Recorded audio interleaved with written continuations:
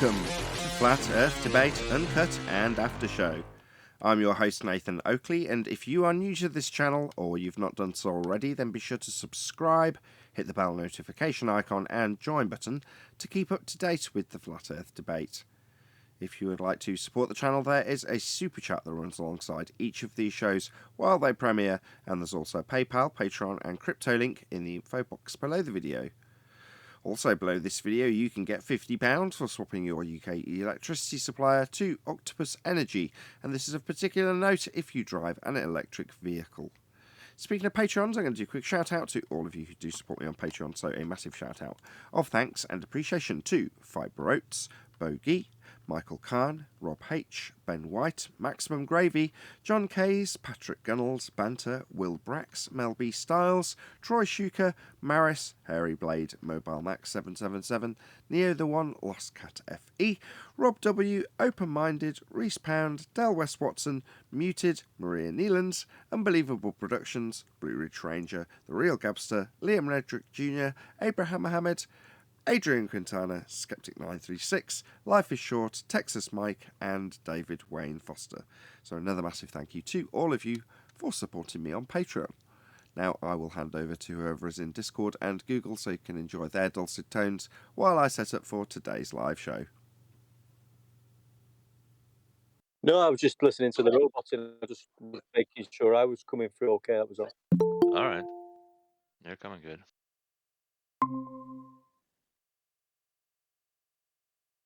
I guess Nathan is busy this morning. He came on late, so he's probably Hey, Righteous, getting his other stuff ready. I got this Fire Stick, right? I got this Fire Stick because I cut off cables, so I got my Fire Stick. I got a whole bunch of channels I could get. My brother-in-law gave it to us.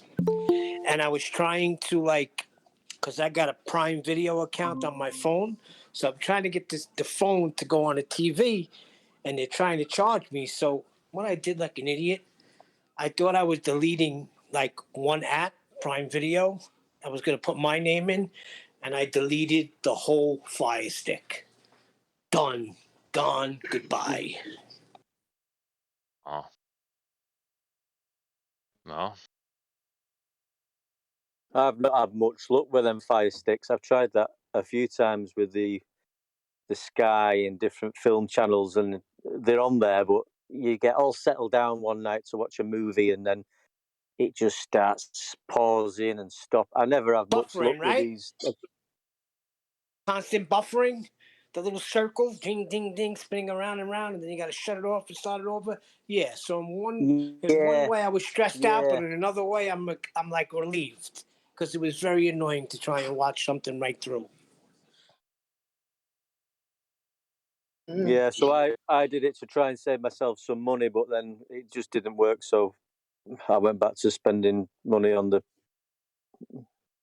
proper way. You know something? If I was the CEO of these cable companies, I would do what they do with the phones. Remember when you used to be charged separate for texting and all of that? And then somebody with the smart idea said $50, unlimited everything. I think it's $100 now. I'm talking about in the States. If they made cable $100, you get everything, they wouldn't lose anybody.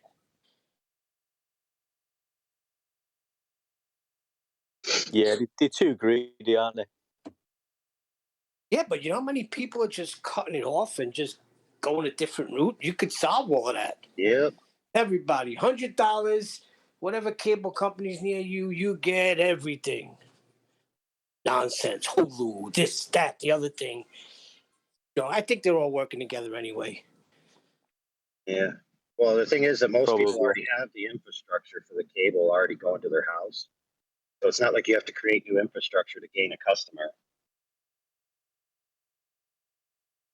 Yeah, but my cable bill was so outrageous, like $300. I can't swing $300 a freaking month for cable just so I can get Yankee. All I do is watch some sporting events, football, baseball, hockey, whatever. Dude, the last house I remodeled, it cost $10,000 to get cable connected. $10,000 because the infrastructure wasn't. Yeah. So if your road doesn't have the infrastructure, you can pay it, right? And I think this guy cost between $30,000 and $50,000 for him to pay for a cable to go to his house, and then everyone on the street has to pay him $10,000, or they have to wait 10 years, or it's either 5 or 10 years before the cable will then give it to them without paying the fee. Well, you're So talking basically, new construction, the infrastructure is there. Yeah, the infrastructure is there, but they won't connect it to your house until you pay that money to repay the guy that funded the bill in the beginning. Crazy. But for everyone that already has it to their house, I mean, it's just flipping a switch. But we're paying for airwaves, basically. No, they've converted to fiber optic mostly. So you're paying for little flashes of light. Oh, okay. Yeah. So it's not in the air no more? No. But anyway, I came across old Decimal Z videos, came up in an argument, and it's basically the sextant argument, retroactive from 6+ years ago, which is basically a horizontal plane to obtain angles from around the world and trying to trace those angles back to the sun, and it doesn't work. Like you get angles from different cities, try to use AutoCAD to trace them back to a 93 million mile sun, and it doesn't work. Yeah, and of course, there's tiny margins of error there, right? And when you press that to a glober, guess what they say? Oh, that just proves that parallax measurements don't work. Yet at the same breath, they want to tell you that we know how far the stars are away because of parallax measurements. Right. But that's the bit that we'd got focused on 6 years ago, as opposed to the acquisition of the elevation angle measurements in the first instance, which was the thing you led with, which I was pleased to hear. Yeah. Nobody's done it, by the way. Decimal Z actually put out a challenge for people, two Globers, to put their angles into AutoCAD and show that they can reach a 93 million mile sun, any observed angle from Earth. And nobody's answered it yet. But you know why? Later. Syntax error, innit? Let's get your angle off this curved surface. Yeah, the computer says no. Computer's always right. Yeah. They can't get an elevation Yeah, you have to create angle. a tangent. You have to create a tangent first. Good morning. Yeah, but Nathan, they're not. Good morning, Ted. They're not listening. I was hearing people arguing rockets. Jose G. Gonzalez said, I used to be a flat earther until I seen an uncut video of a rocket fly into space and then come and landing. So right there, you're lying to yourself, flat earthers. I don't If any flat earthers have never watched those two videos that Decimal Z put out a long time ago, you should. Can you post the links? Can you post the links? Absolutely. I'll post them concurrently so you could get them. Right. Yeah, I'd like to see it. I said this a couple of weeks ago. This is nothing new. I'm not decrying what 10th's done in terms of how it's been led up to this position. But this is nothing new. It was right in front of our faces the whole time. It's just realising what you've actually got and what's required and how you can then position that in such a way that both sides require a flat plane to make the argument.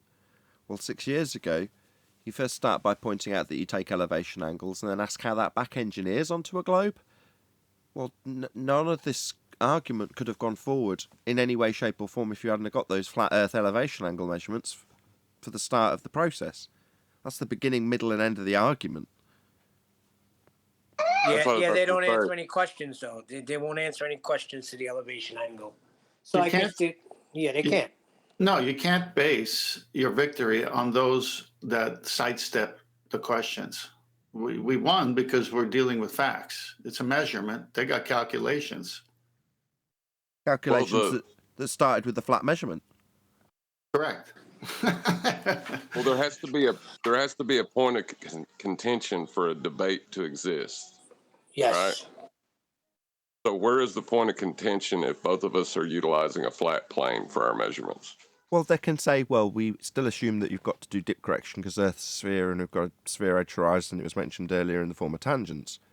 Okay, so you claim you're dealing with a tangent plane. Yeah, but we're going to correct that to make it a flat geometry so we can do the right angled trig, like you'll be doing. So we'll all be doing normal planar trig. with right-angled triangles off a flat plane. So they can claim that they've had to correct to get to that state of flatness. But beyond that, well, that's it really, isn't it? Unless you know of any more. Well, there's actually more to it, because I have figured out the sphericity of my kitchen. Yeah, brilliant that, mate. Yeah, that I think even children will understand that, John. This is what happens when you miss an after show, Nathan. That was the craziness last night. Somebody want to fill me in? I can already imagine. So if you've got a flat surface that you can measure flat and take angles to a lighting fixture, you can then derive an R value from that, can't you, John? Did the guess correct? Pretty much. Yeah, but I showed the math. And you ended up with a spherical kitchen. We figured out the R value for his house.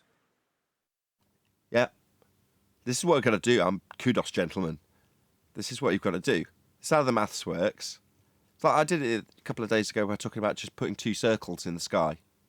You know, I should have given something more tangible, like rubber rings in the sky. 2 rubber rings in the sky. People can picture them and it doesn't infer any sphericity. Whereas the way I listen back, it's like you're implying it. But you're doing the same thing now. You're going, right, let's just do the same thing. How did they derive it? Well, let's ignore the angle to Polaris bit and let's just substituting angle to lighting fixture. I can derive an R from that. I can end up with a spherical house. Why not? Same maths. No, I also use ceiling fans, so we have 2 points of rotation. So you're watching the fan move, right? You got to play. Why don't you just play it? It's in Master B. It's very short. It's funny as heck and educational. Somebody He recorded posted it. John made it. John made it. Yeah, you should play it. I made a children's. Mate. It's brilliant. I made a children's video for it. Play it. Okay. You're gonna need Hi everyone. Today we're going to use AutoCAD to see if the distance between the Earth. This is the Decimal Z video. Where is it? I'll get it. I'll stick it in Master B. Give me a sec. It's before those videos. You'll see some comments before and after. Okay. You can't beat a flat pack kitchen. Hey guys, and welcome to another episode of Bank and Debunk. Debunk's in bed right now, so, I thought I'd just make a quick video and show you guys how to disprove the flat Earth. And it's using celestial measurements. And you can do this in your house. It's real simple. This is how we do it. Here, come down here. Oh, no, goodness. Now, this is a completely legitimate protractor, and we're measuring angles to our celestial bodies, as you can see over there. Okay. Now, if you look here, that says 20 degrees. So it's 20 degrees from that celestial body to this celestial body. And we know that these celestial bodies are an infinite distance away. So, we can do math now. We just need to know our arc length. Well, let's check it out. Our arc length is 107 inches. Isn't that handy? Well, let's step right over here. I've already done the math. And this is our arc length formula. Got a little bit of blood on it. That'll be fine. A lot of hard work goes into this, guys. Just don't ask. No puppets were harmed in the making of this film. Okay. Arc length is equal to angle theta times pi over 180, and that's your radian formula right there. The angle theta times pi divided by 180 times r, and that'll give you your arc length. So we know our arc length. That's 107 inches, and that is equal to 70 degrees, which is when you subtract from 90, 20, you get 70. So that's what we did. Anyway, you multiply that, and I've simplified the radian formula. And that's what you get. You see that? You divide 107 by 1.221730475 radians, and you get the radius of my house? What? 87.5 inches? What? Hold on a second. I better cut this and rethink this whole thing. I just found out my house was spherical. What the heck? Very good. Was that you, John? Yeah. Your voice is breaking through.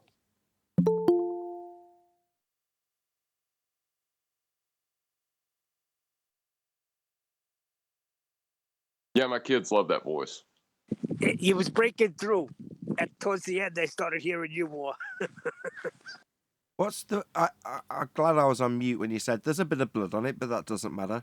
What the hell was that? I've been remodeling my kitchen. I accidentally bled on the paper and didn't realize it until I was filming. Okay, I'm glad you clarified that. Well, there's a lot of bit of blood in the baller's hands. Don't you know puppets bleed? What did you get, John? Was it 80? 87.5? Yeah, 87.57. Yeah. Think the yeah, the radius. Do you think the ballers will take the sort of Arnold Schwarzenegger versus the Predator vibe with this? If it bleeds, we can kill it. Did I miss it? Did you measure the circumference of your room? That's the way I calculated it. John did it a cleverer way, using radians. But yeah, the circumference of his house is 550.3 inches. Jolly good then. Congratulations. 553 inches.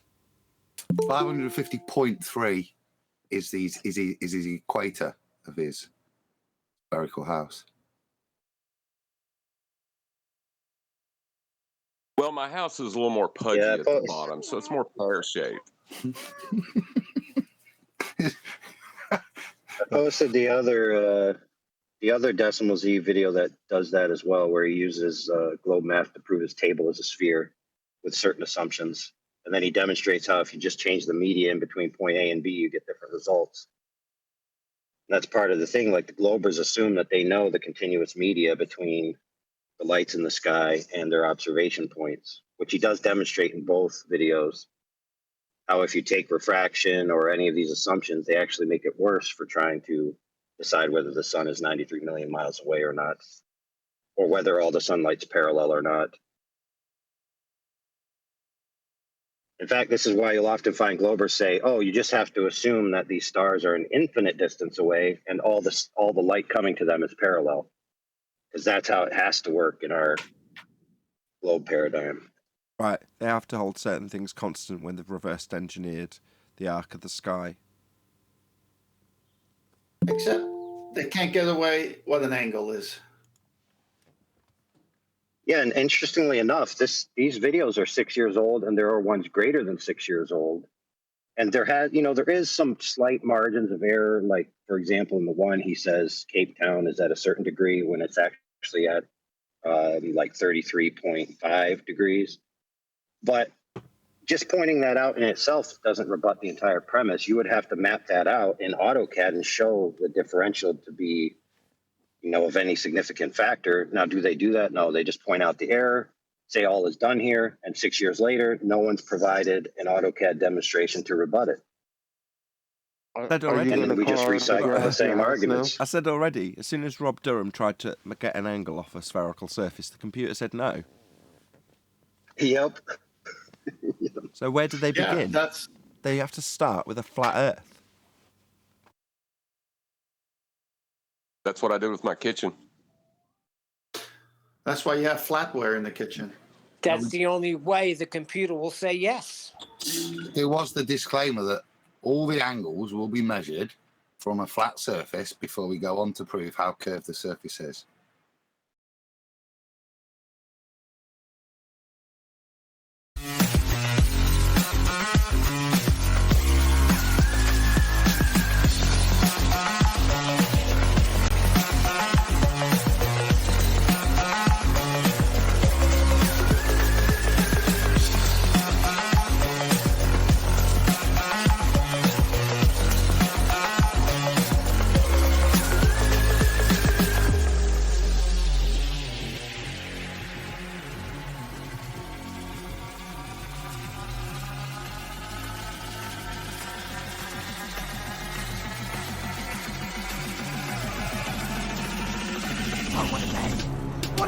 Welcome to Flat Earth Debate Live. I'm your host, Nathan Oakley, and if you are new to this channel, or you've not done so already, then be sure to subscribe, hit the bell notification icon, and join button if you'd like to become a Nathan Oakley 1980 channel member and keep up to date with the Flat Earth Debate. If you would like to support the channel, there is a super chat that runs alongside each of these shows while they are live, and there's also a PayPal, Patreon, and crypto link in the info box below the video. Also below this video, you can get £50 for swapping your UK electricity supplier to Octopus Energy, and this is of particular note if you drive an electric vehicle. Most importantly, if you'd like to join the discussion, simply mute the page you're currently watching, then click the link in the info box below this video to join the panel and express your views on the nature of Earth. If you do join, please don't swear. If you do, you'll be ejected, and if you are, please don't try to rejoin the stream using sock accounts. You'll be warmly welcome back on the next stream. Please also share the show on social media. Sharing the show obviously increases the live audience, but this in turn increases the chances of a more diverse panel, so please share the show on Facebook and Twitter. Now we are joined by 10th Man, Refracted Curvature, Neil, Adam, Eli, Brian's Logic, Arwin, and a whole bunch of people in Discord, so welcome one and all. Greetings, everyone. Hello, hello. Good afternoon. Good afternoon. Hello. Hey, good afternoon. Good afternoon. How are you? Hello. Very well. I like to summarise what we've been chatting about in the pre-show for the live audience, just in case we tail off what we've been discussing. Obviously, members who've been watching this pre-recorded after the live show ends later on today, this won't make any sense because you've just listened to the whole conversation. But we're talking about how, in a kind of humorous video that John, that's Refracted Curvature, has released, he's showing how he can derive a spherical radius by way of angle measurement to what he's going to call celestial bodies in his kitchen. That would be a kitchen light and fan. And therefore derive just under 50 feet of circumferential value, I believe is what we got to at the end. So obviously he's deriving radii for a flat surface, which is precisely how the globe is made. And it's something we've been talking about quite a lot at the moment because I see it as a massive shift in terms of our argumentation. Because up until now, we've had the position where you can argue back and forth, and there's a debate about how logical consistency argument is framed, whether or not it takes into consideration other factors that haven't been allegedly taken into consideration when a debunking of the claim in the first instance comes in the form of, say, refraction. In this instance, it's very different. Both parties require a flat plane to measure elevation angles, therefore both parties require to start their process of measurement and, in the case of globe Earth, calculations to derive spherical values. We all need it to be flat first, and any preconceived notions of sphericity will be corrected flat to make measurements. So we've got to agree on both sides of the globe Earth / flat Earth argument, which is to say it must be measured flat. There is no two ways about that. The elevation angle measurement proves that. And we're talking now in farcical terms about how you can literally take that process, which has been used by way of the flat plane we actually live on, to make a spherical surface by way of angle measurements to Polaris, and do the same thing to make your kitchen spherical. Just so, if that joke continues, it's not an in-joke. We're all in the know on the live stream and in the audience. So, welcome to all of you in the live stream audience. You're now up to date. Should we continue with that conversation, gentlemen of G+, or and indeed Citation Police in Discord? I've put the video in the YouTube chat for anyone who wants to. So Adam spammed the link, which has got Zippy or a hippo-style unicorn-looking teddy bear with a funny voice by one of our panel regulars, and that's John, and that link is going by now, so check it out and you'll see exactly what's being done in terms of those maths to come up with less than 50 feet. Did you say it was 530.3 or whatever it was, radius or circumference? I forget which now. No. John's kitchen equator is 530.3 inches. That's what I thought. Yeah, so he's got a ball that's just under 50 feet. Maybe a foot shy. Yeah, that's John's house. That's the equator of John's house, yeah. And then he worked out his R value. Yeah, my radius is 87.5 inches. So there you have it. But obviously, in order to derive this joke, he needed a flat surface to work upon to measure angles with a protractor, right, John? Yeah, and there's more because I had a geometric horizon in the house as well. I call it my wall. It physically obstructs things when you walk behind it. It is actually a wall, and it definitely does obstruct things, and you have dubbed it the geometric horizon wall of your 50 feet in circumference ball earth that is your house. Yes, so it has more validity than the heliocentric model at this point. Indeed, but the maths that are used to get there are the same, so they offer the same validity. Let's not push your luck. I still have a geometric horizon, they don't. But the assertions used to get there are the same. That's the point of this discussion, right? You can take the lights in the sky, derive angle measurements off a flat plane to them, and then give yourself a little sphere Earth radius value. Doesn't mean you stood on a sphere, it just means that you've taken flat Earth measurements and then indulge your little fantasy that you've decided to indulge. Same with your house. It's not really a ball. Same with Earth. Not really a ball. You need flat plane measurements in order to make any assertions that it might be a ball. Obviously, you know, when you get back to the source of those original claims and the measurements that were used to make them, they were done off a flat plane. Well, that's why I did it like a children's video, because the people that are still arguing against this are on that like level of intelligence, I think. So I just thought I'd get down to their level and communicate. Oh, I didn't see it as empathic. I thought it was that you can take the piss out of them as a result, because obviously by extension, if you want to assert that the way you can derive flat Earth measurements to give you spherical radii, in this case ball Earth radius, you must then adhere to your version of the exact same methodology when deriving a spherical house radius. Correct? Mr. Fundy? I thought that was your positioning. Well, if you accept it, the ball can give you a radius value off a flat Earth measurement, then you must accept my house has got a radius.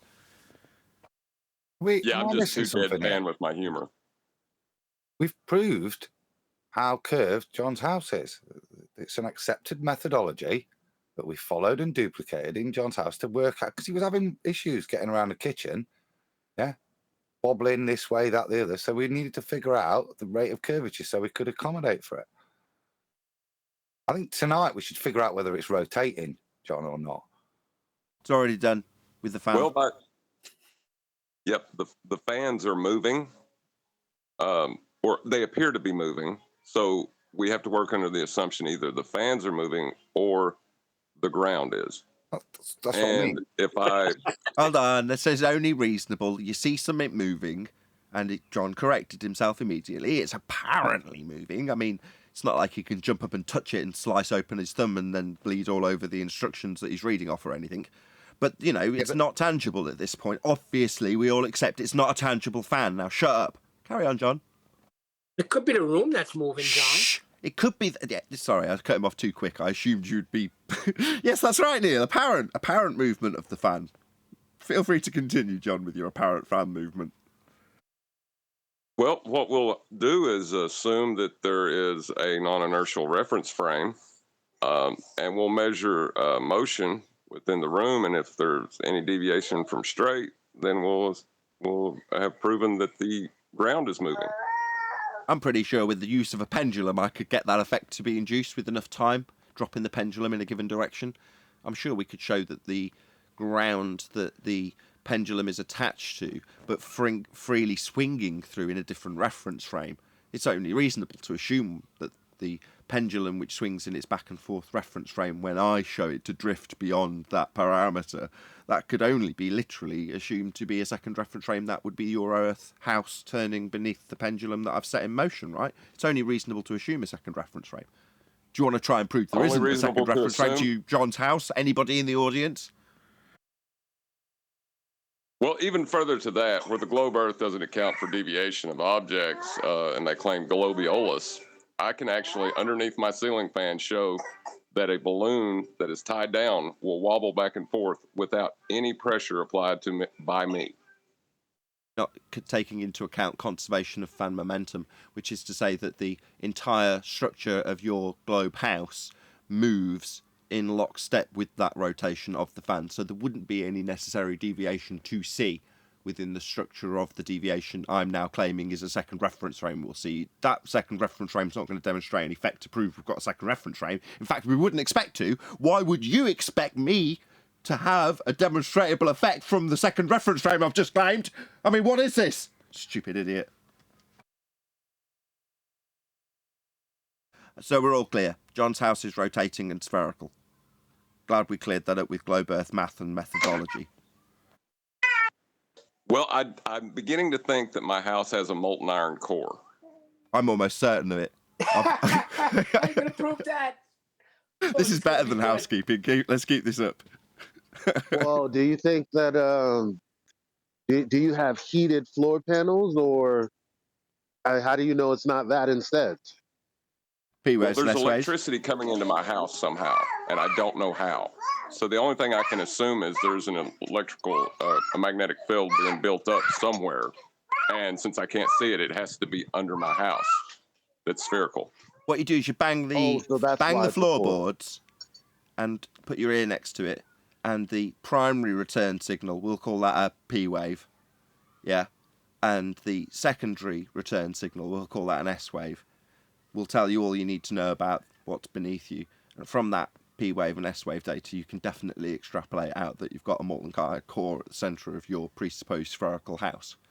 It seems only reasonable, given that I've got an entire backstory ready to be invented in my head in the interim period of the next silence, to go along with this just so story of the molten iron core at the centre of the presupposed Earth maths-derived spherical house that you live in, with its rotation and not actual reference frames that can and both cannot demonstrate an effect, obviously. Well, I'm going to go ahead and test that. If you'll listen in, you'll be able to hear the primary wave. Did you hear the secondary wave as well? Different angle that came back at the secondary wave. Did you notice? So the timings are off, just like a spherical surface would be. That angle, let's just be clear, Adam, we've already established that it's a spherical house. So we will most definitely incorporate the radius value of John's spherical house when we're measuring the return angle of the P wave or the secondary wave. Okay, Adam, it will include the R. Let's just be clear. Thank God. I was going to have to take you to task there. We should be able to figure out with the differentials between the P and S. There's some real good quality detail as to the centre of John's kitchen. Could all be wrong, of course, and then we'll just move on and carry on as if it was correct as before. But you mean to say if he does a little bit of drilling and doesn't find the molten iron core at the centre of his presupposed spherical house, we can ignore those core drilling measurements? We'll call them core drilling. Obviously, by scale, he's just using 1/8 of an inch of a 5-inch drill bit. Yeah, but by comparison, that's equivalent, isn't it? Yeah. So if it turned out those figures were wrong, we would just ignore that and carry on anyway and continue to state that it's definitely a molten iron core at the centre of John's kitchen. Well, he only needs Correct, Adam. He only really needs to investigate the floorboards, let's be honest. By scale, that's reasonable. Well, that's right, because we're just getting into the mantle of my kitchen floor. Exactly. But as Adam points out, just because the measurement is wrong does not invalidate the measurement. Absolutely not. Well, this is going to throw you all right off. So, given your demonstration in the pre-show, and hopefully anybody who's left and come back again that's watched it, you took an angle measurement to your apparent rotating ceiling fan. Could you get a height from that, though? You know what was, I thought, the most ingenious thing was how John mitigated for dip angle. Got his eye right down there with that bit of string and protractor. So he didn't even have to, he made his own horizon, didn't he? Artificial horizon. Absolutely fantastic. So no need, which I thought was absolutely brilliant, no need for correction of dip. Genius. Yeah, thank you, Adam. I'm glad you noticed that. That's why I put the level next to the protractor. John's pretty level-headed. John, you mean the panda narwhal unicorn thing? Well, now, just so you know, the altitude is considered infinite, but the altitude angle is not because you're on a curved surface. I understand. Thank you for clarifying that. So once we've got this measurement from the flat plane, we are now going to justify and apologise for the spherical corrections that are required thereafter, because obviously now that we've measured it flat and derived a curved radius, it is automatically assumed to be that. Unless anything is involved that might cause any danger, then we'll revert back to the original flat plane measurements and just declare that their flat plane measurements and use don't negate the fact the house is still a sphere, and here's a little diagram to go and prove it. Well, I just Nathan, hold on. Nobody is claiming the ground underneath my ceiling fans is curved. No, in spite of the fact that that is precisely what we're claiming with these measurements and derivations off a flat plane to give you a spherical radius. Nobody's claiming the measurements from under the fan are curved. Why would they be?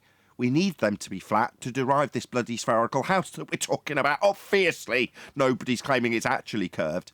But yeah, in principle, we are actually claiming the entire thing's curved. Yes, that's correct, John. Beautifully double spoken. Yes. Yes. Actually, John, that was really fantastic comeback. It's fully validated with the maths, and it gives an exact figure for his kitchen's R value. So I don't see why there's any doubt. I mean, there might be decimal differences. He might be out by a small amount, and I think there might have been a higher level of refraction in his kitchen that day, so there might be a slight variance. But I think he's within 2%. I'd say is within 2% of the immeasurable sphericity of his house, because the maths would dictate that it was going to be that, and he's measured it, and therefore it's going to be within 2% of a figure that doesn't really exist and isn't really plausibly provable without having flat plane measurements to go along with it. I think 2%'s actually a bit unfair. Within 0.5%, I would have said. What refraction is he using? Well, obviously, we've got this new John spherical house refraction. It's 7/6 of John's house radius. If it wasn't, then it wouldn't appear to look locally flat, you see, Brian. Hold on, I've got some pictures of a sugar tank full of water, Brian. That'll help you understand that 7/6 of the radius of John's house is what we're talking about right now. So he's dedicated his time. He's taking his fish out of his fish tank and put some sugar water in there, huh?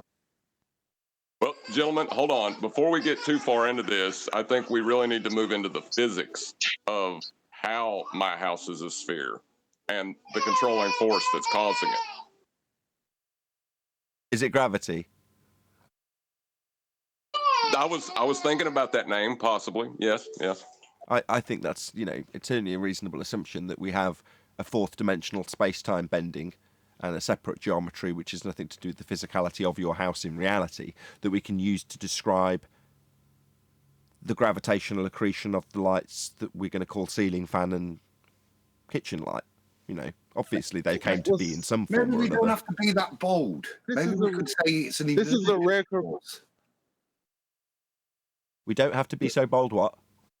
No, we don't have to be so bold and decisive and define what this.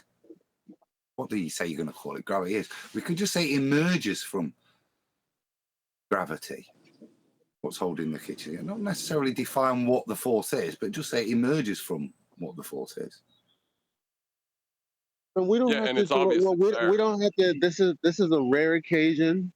We're not going to be using any of this new hokey pokey math. We're gonna go to the fundamentals, the basics. We're gonna go back to that Newtonian. Hey, to throw salt on the wound, to throw salt on the wound, I just shared John's video with Gem Panda.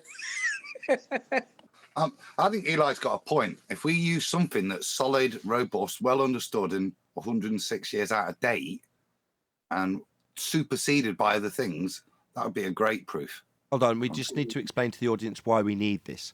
So currently, there's obviously a slight problem that on a circumferential value of just under 50 feet, the house has a garage and the car inside the garage is technically 90 degrees to where John is standing in terms of how it positions itself on the sphere that is John's house. Now, I appreciate that his garage is no different to your garage, but in the maths that we're talking about, his garage, yeah, that is actually 90 degrees to his position, and his basement is technically upside down underneath antipodal from where he's standing.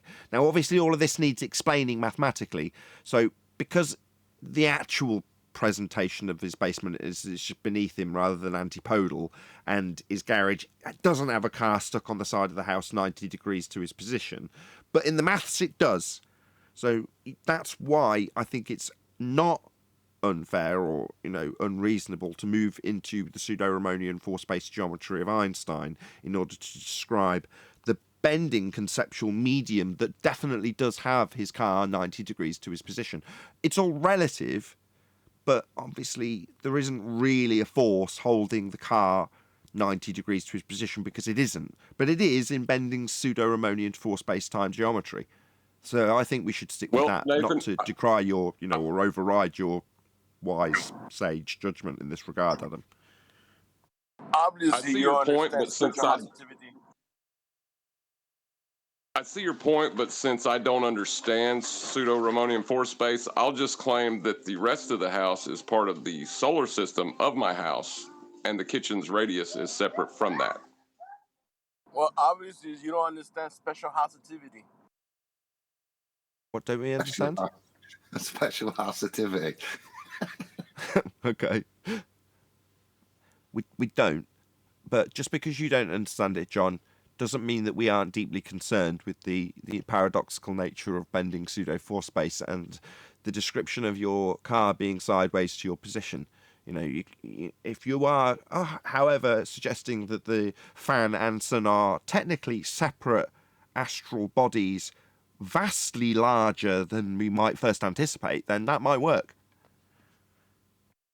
Well, I'm willing to accept that. I tell you what, why don't I take and argue against the my house people with my position, and then you can hold your position in the intellectual circles. Well, I was going to do that for you by saying many of these anti-flat earthers, and indeed flat earthers, just cannot explain why your car would be 90 degrees to your position, or your garage is antipodal and you're upside down when you're in it. Many of these people can't even explain. They haven't even got a model for that, have they, John? No, they do not. That's correct. They don't even have a model for it. Right? Meanwhile, listen to us, get us, right? We are describing, with bending pseudo-Riemannian four-space-time geometry, how John's house is spherical with a garage 90 degrees to his position. What have you ever done with your no model? Yeah? Pathetic. And he measured it. He measured it with string as well. I think you just real world. created a whole new group. I think you just created a whole new group, anti-flat kitchens. You fundy. Well, the anti-flat kitcheners are why I need to maintain the 106-year out-of-date kitchen gravity. Well, you can give a Coriolis effect with a lazy Susan. So nice. But he used his fan. Is it granite tops or gravity tops? Granite types. Very good. Did we cover most of the housekeeping? I believe we did. Any single viable hypothesis from any of the fields? No. What do you mean, no? No, I've got slides I want to show you. Since We've not covered how John's house keeps its air pressure. I've been You see, you have to hold that. He's managed to weasel this back into the narrative. You can't decry that now, can you, 10th? That was good. That was good. I agree. I'll relinquish my imagination land to someone else in this regard, because I've no idea. Obviously, I'm not clued up enough in terms of refracted curvature logic in this regard. So, well, I can go ahead and answer this. As far as the heliocentric model goes, they assert that you can have gas pressure without a container, which is utter nonsense. I have a roof to contain it. There you go. Adam, do we have a zenith distance in that house?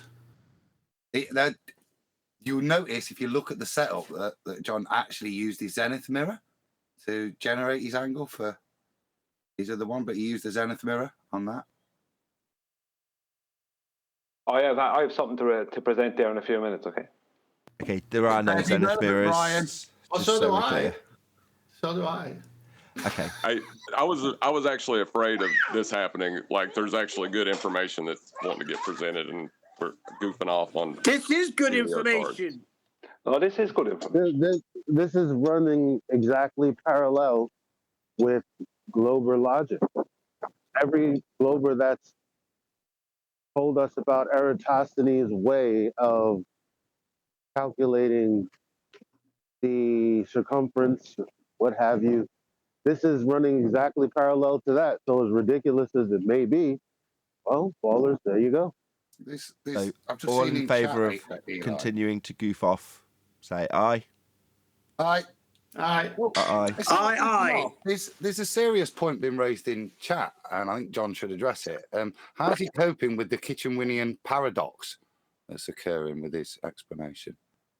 Didn't we cover that with 7/6 of John's sphere house radius? Don't we just part refraction at that? No, I actually have a physical horizon. It's called my wall, and actually does physically obstruct things at a geometric rate. So you're right, you did cover it. Sorry. John, do you have a dog? Do you have a dog, John? Yes, I do. Well, I want to know how you, within your model, you deal with bark matter.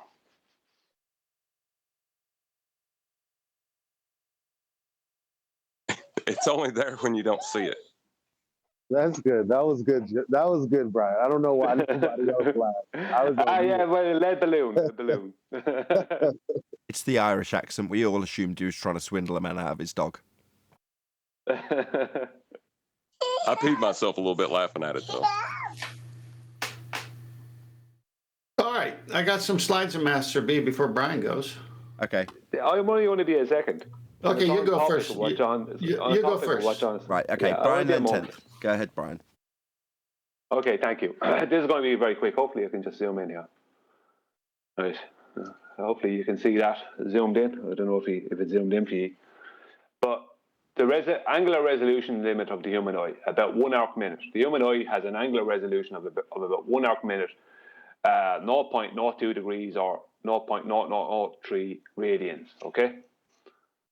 So I think it's 0.02 or something like that. Angular size calculator. I'll try and zoom in here. Hopefully, I don't know if it's zooming for you. It's probably not zooming for you, but angular size calculator at 27 nautical miles, right, of a size, right, which would be. I'm just pre-assuming. This is just speculation. Polaris, whatever Polaris is, from the lower limb of Polaris to the horizon. If that was 27 nautical miles, just saying, this is just for speculation, right? Then at a distance of 5,400 nautical miles away from that, and as you know, we're doing angular size, so it's right angles. You would have the angular size of it would be of that angular free space between the lower limb of Polaris and the horizon would be 0.28648. So if Polaris was an apparent height of 27 nautical miles in the sky, then at 5,400 nautical miles distance, that angular free space between the bottom of Polaris and the horizon would be angular free space between the bottom of Polaris and the horizon would be 0.28648 degrees. So, I mean, it's such a simple thing. The bowler spent 7 years not being able to do that. That's it. That's all I wanted to present. Do you understand what I mean by that? What this means? No. Well, I had to take a phone call, Bryce, so I missed it. So maybe recap for everyone. Well, basically what it means is that if Polaris was 27 nautical miles high, right, whatever Polaris is, if Polaris, let's say, not so much Polaris, but the bottom of Polaris and the horizon, if that was a 27 nautical mile distance, then if that was, like, say, 27 nautical miles above your head, right, when you're at Polaris is 90, now, as you move away from it, 5,400 nautical miles, which would be the distance from the GP of Polaris to the equator line, then that angular free space between the bottom of Polaris and the horizon will be only 0.28648 degrees, which would be reaching the human eye's angular resolution limit, which means it's not dropping in the sky due to you going backward over a curve. It can drop in the sky due to angular size change of that angular free space between the base of Polaris and the horizon. Do you understand? Yes. Yes. Okay, that's all I wanted to put out there. Doesn't mean that it is 27. I'm just showing that at 27 nautical miles, that free space, angular free space, can become 0.26848 degrees at 5,400 nautical miles.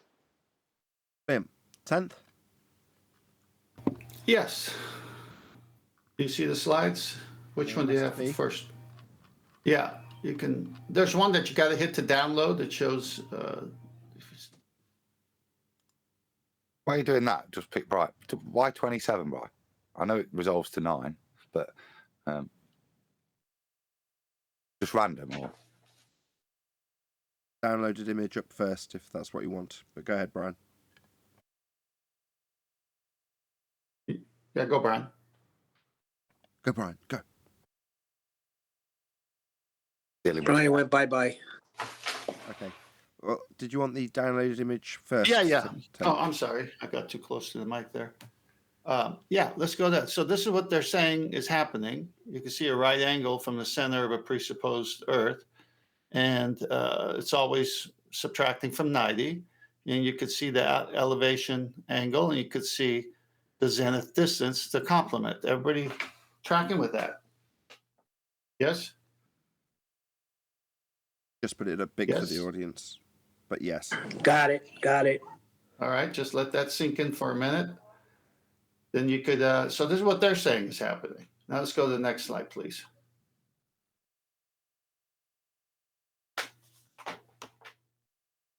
Okay, is this the one with the scribble of a guy? Yep. Yeah, okay. So there's an angle of elevation and angle of depression.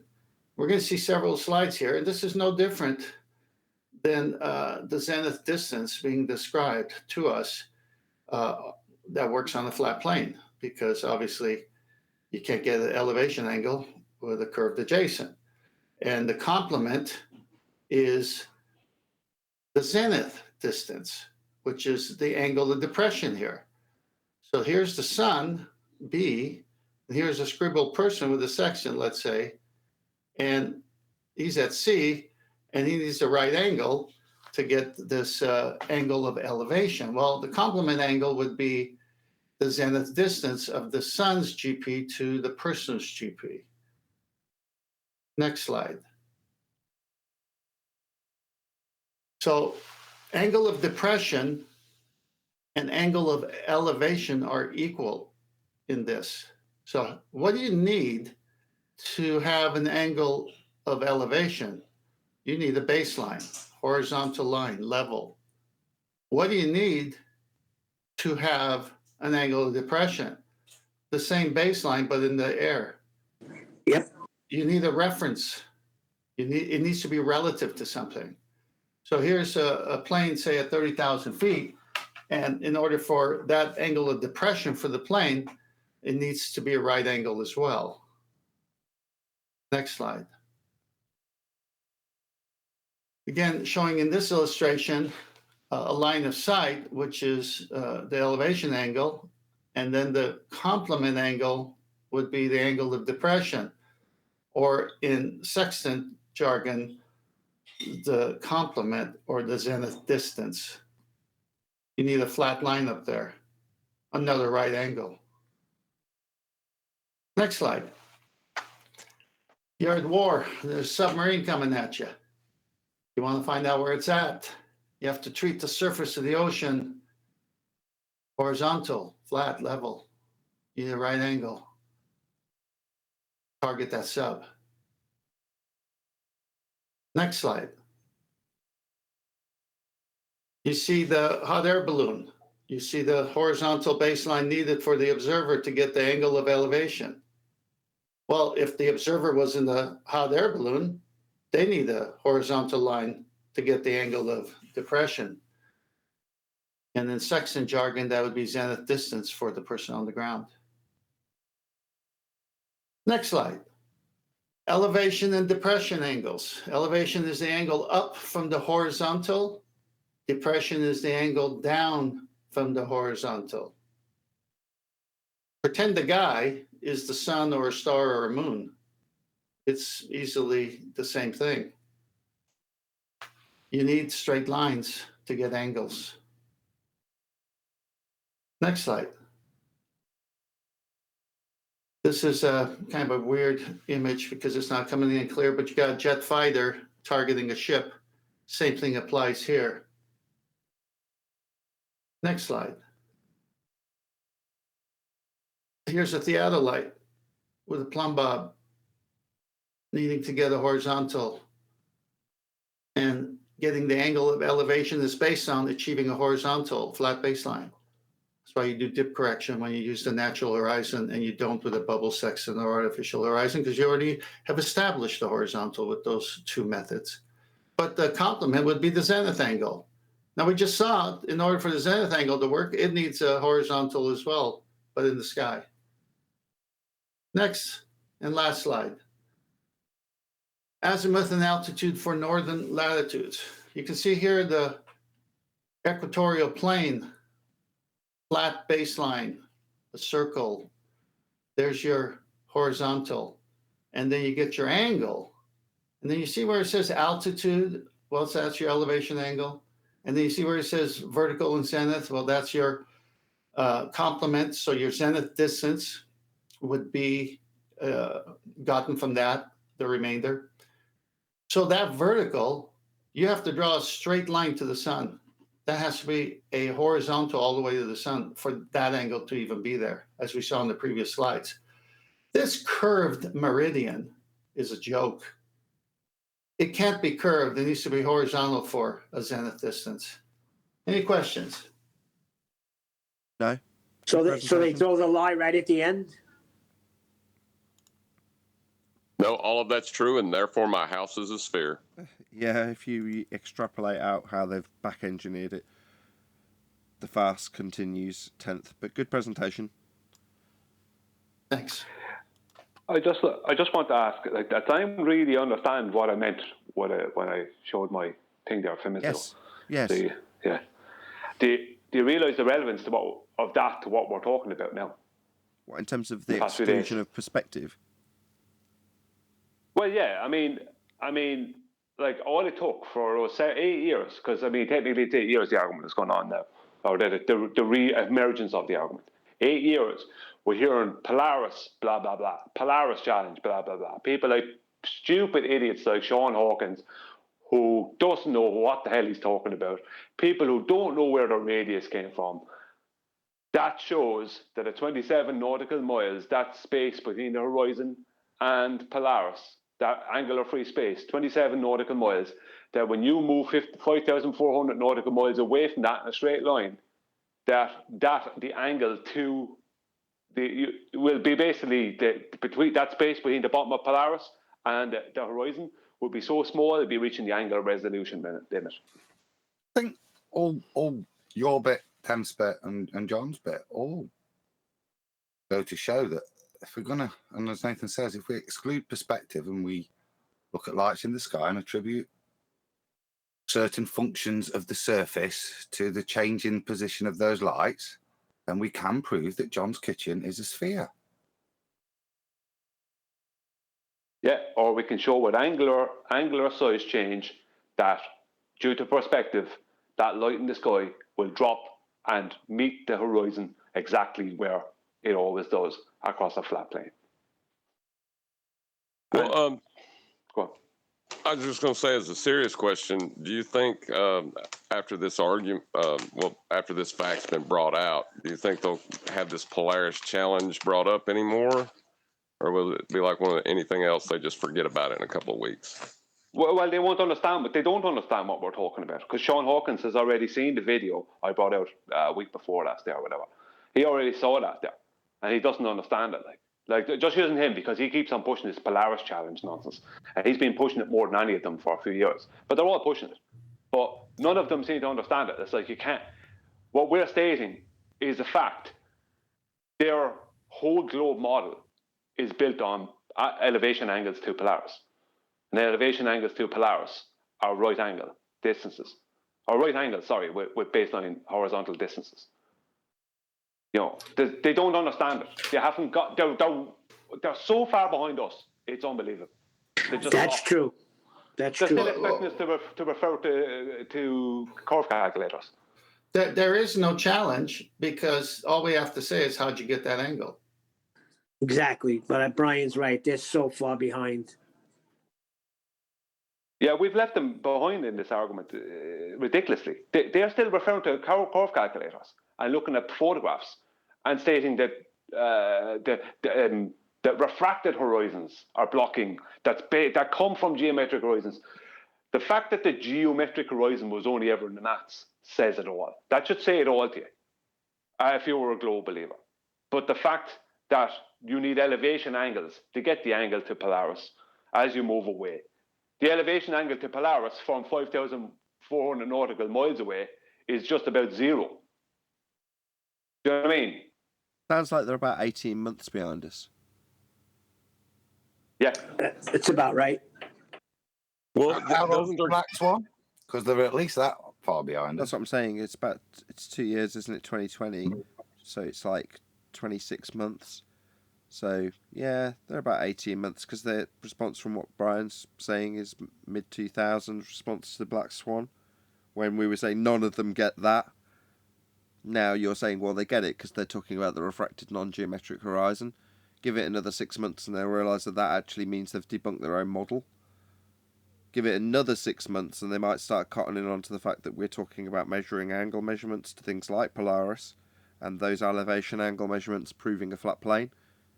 So yeah, give it another 18 months, sort of part way through 2023, they'll start converting to flat Earth, Brian. Because what other option will they have?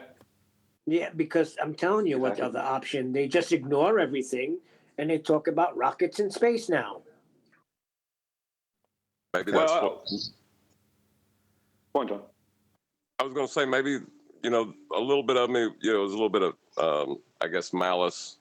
But, maybe they just need to be made fun of continuously and constantly now. If they're refusing to get a fact that they're using as a fact within their own model, then all you can do is make fun of them.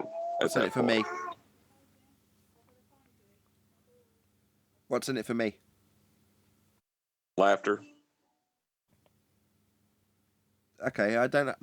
While it might appear that way by people who create this image of me being a monster, I don't have any sedition inside me. I don't take pleasure from watching other people in pain. Well, I don't either. But I mean, at some point, if you're going to argue nonsense, it just seems only reasonable that people should laugh at you for arguing that nonsense. When it's amusing, I will laugh. There you go. Well, just on my recent videos, videos I brought out in the past couple of weeks. One of the videos I brought out, I didn't give a correct distance to a ship, and I didn't refer to a curve calculator. And they don't understand why it didn't matter. They didn't understand the premise of the video, and they don't understand why I would never refer to a curve calculator again. They don't understand this. So I got a load of flack over not getting the correct distance right and not referring to the curve calculator. Like, why would I do that? You don't understand. It's over. You know what I mean? My video was literally a parody, a joke video, more than nothing else. Just discussing something that they used to be called our curve. That's what I was talking about. It was like, remember that thing we used to call our curve? Well, this is all it was, and blah, blah, blah. You know, it wasn't even a very serious video, and they couldn't understand. I was supposed to take this deadly serious and be, doing all the calculations using your curve calculator. Why would I do that? Them days are over. There is no curve calculator that matches reality. It's nothing to do with reality. That's a bit of the reality shock of being at the tip of the spear there, isn't it? Sometimes you stumble across people that are talking about gravity. You're like, what the hell's going on? Or they're talking about Earth curve calculators. And you're like, what the hell? So I got an answer for John. I got an answer for John's video, and I was told to chew on this and come back when you could explain it. So I'm going to try and post it to Mr. B. I'll be back. Hey, Nathan, I posted... Guys, if you look on screen, they're in this transition phase, look. This is McToon. Building Lego Globe live. Disco ball. They've got to have these locally flat areas, look. This is they're getting there. Yeah, they are. They're getting closer to Cartesian. I mean, look. Oh, I thought that said building Lego Globe live, not live. My bad. Right. Hey, who posted this? Celestial Air Navigation, presumably you, Brian. No, that's me. That's Ted. I put that. Go on, Brian. I posted something to Mr. B. Actually, if Ted is going to talk about celestial air navigation, I'm just going to put this in quickly beforehand. I have people in my chat coming in with my more recent videos to do with the MiG-25 and the X-15 planes, saying that my calculations are all wrong, not realising that I copied the exact calculations from one of their Globe pilots. You know, it's like, no, them calculations are correct. I used the exact formulas, the exact process that was used by one of the pilots on the Globe side, one of the commercial pilots on the Globe side who I deal with.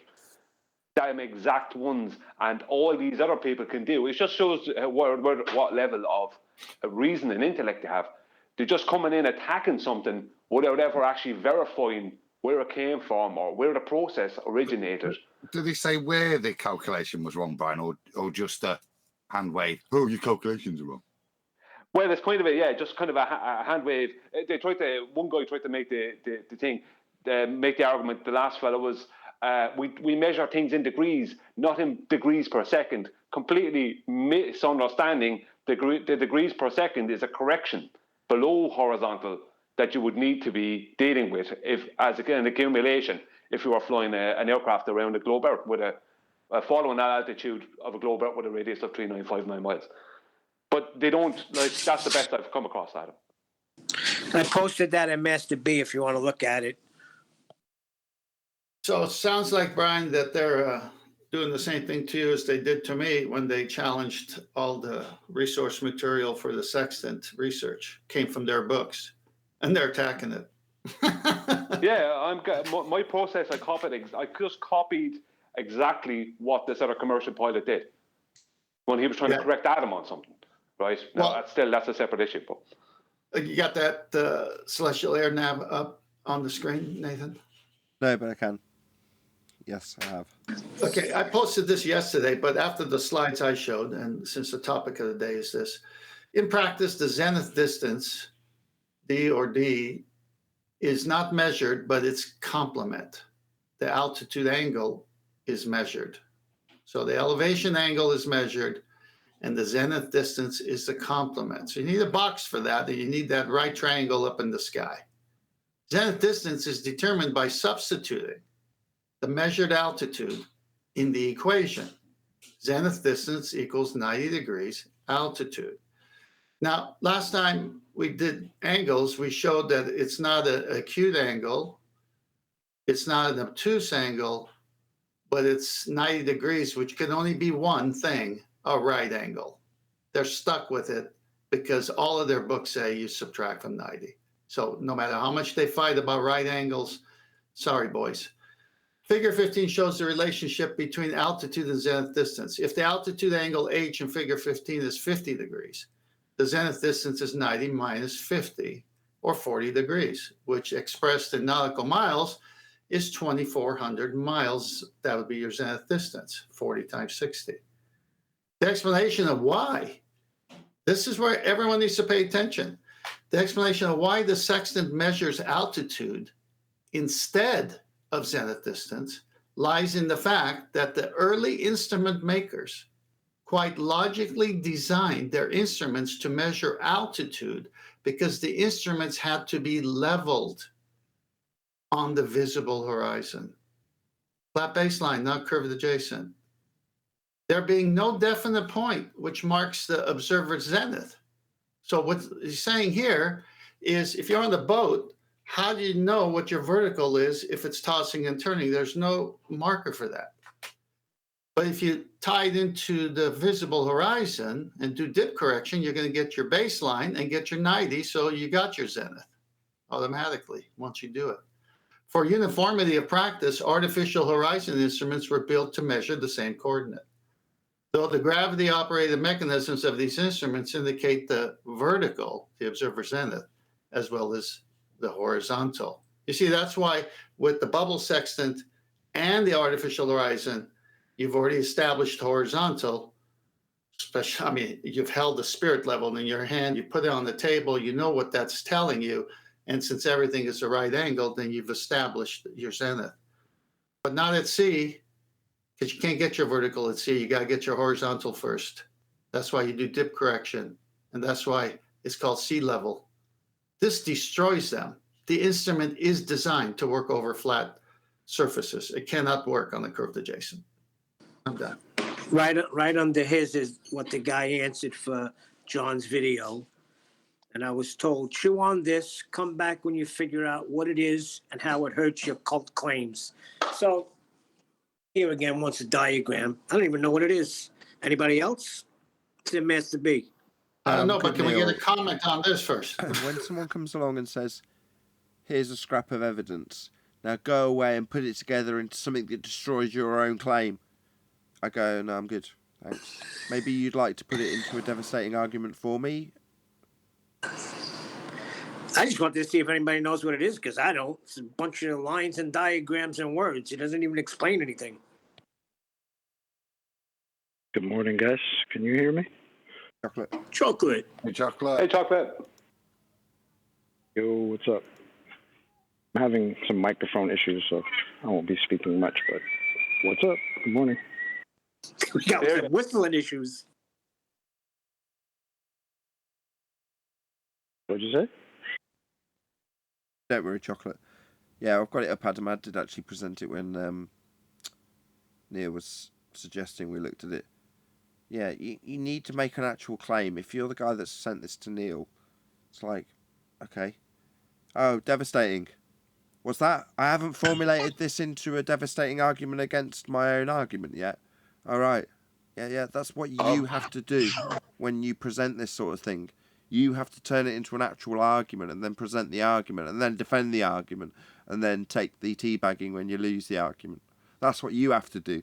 Not just present some crap and say, you turn it into an argument for me. I'll do that for him, though. They're all flat baselines. Where is the curvature in any of this? And what is it? Riffle, wasn't it? It looks like the top. I'm answering him now. The top is like a sectional piece of the bottom measurements. Like if you cross-sectional cut claim of signal data being passed. This. Yeah, I think that's a cross-sectional strip of data being sent across like a broadband spectrum on the bottom. Oh, so it's data. Oh, excuse me. That's it. I'm leaving the cult. Who are the Brazilians? Probably Brazil, if I had to guess. Okay then. So yeah, that's a fail unless it actually comes out with a claim attached to it or a... Correct. Yeah. Need more cowbell. Oh no, they'll just say, "Look, the dummies can't figure it out." Oh, my bad. That's what that is. That's devastating, yeah. No, what's devastating is you cannot get an elevation angle on a curved surface. That's the devastating point. It is. It'll be what we lead with for a while. Well, all that transmitted data, I guess it's from a single collection point, but it was still using a flat baseline. And are they trying to assert curvature with flat baselines again or something? Probably. Who cares? He's got to make a claim. Make a claim and then come back. Can I go on a little bit of a rant? It'll only take me 30 seconds. Okay? I got into this argument around 2016, 2017. I joined this show during the lockdown. Okay? James Harlan and Rasta. And 10th Man is not a liar either. So I'm glad I'm living rent-free in your heads, but nobody here lies. All right? Check-offs. I saw you discussing this in yesterday's upload from the end of last week. Look, I don't mind, but if you're going to call me a liar, that's going to piss me off, and then you're going to call 10th Man a liar, so I may not got the dates right. I don't know what show I came in. It was around 600, 700, big freaking deal. It was very memorable. Global sharing their pain with you, Neil? Is that what's Yeah, going on? I think so. I think so. Well, if I'm lying, I'm using their material, so they're calling their material lies. No. You're lying on when you came into the show. When you came on the show, you're lying about that. You're saying you've been here longer than you have. Neil has been here for at least 1, probably 2 weeks minimum. Probably longer. Chuck, I seen you write that. He says Neil's been here at least 5 or 6 months. Thanks, Nathan. If that's the case, I could just say I've been here for a week and just don't pay attention to years ago when we were all on here. Chocolate, the argument is so good against us that they can't talk about it except they talk about how long we've been on the show. Like, this is what we're arguing about now? No, I think how long you've been on the show? I think they're flat earthers, though. I don't think they're ballers. James Harlan and stopping traffic with my stupid Rasta hat. Yeah, I was about to say, you ain't really going to get a globe argument out of that. I know stopping traffic. He's been around for ages. I mean, like ever, Neil. I mean, long before you got here. Oh, so what? Great. Long before you got here. Long before you got here. No, I'm just funny. Right, with that, I'm going to say, if you are watching this on either Nathan Oakley 1980 or Nathan Oakley Premiering Streams, then stay tuned, as there will be an after show to follow. Unfortunately, if you are watching this live, this is where we bid you farewell. So a huge, massive, enormous thank you to all of you who smashed the super chat, liked, commented, shared, subscribed, joined as a Nathan Oakley 1980 channel member, smashed the PayPal link and all that good stuff. Also below this video, you can get £50 for swapping your UK electricity supplier to Octopus Energy. And this is of particular note if you drive an electric vehicle. Once again, stay tuned if you're watching on either Premiering Stream. I've been Nathan Oakley, and I will see you all in the next video.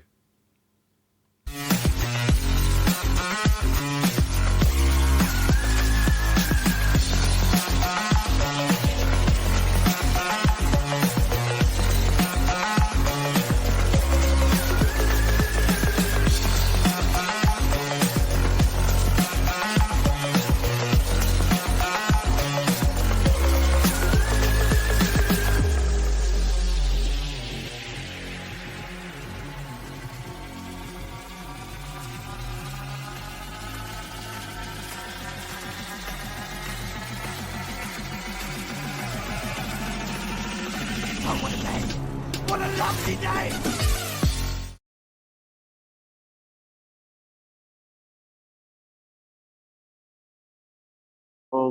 No, all the maps are created based on a system based on data collected from the celestial bodies in the sky. Correct. Like, come on.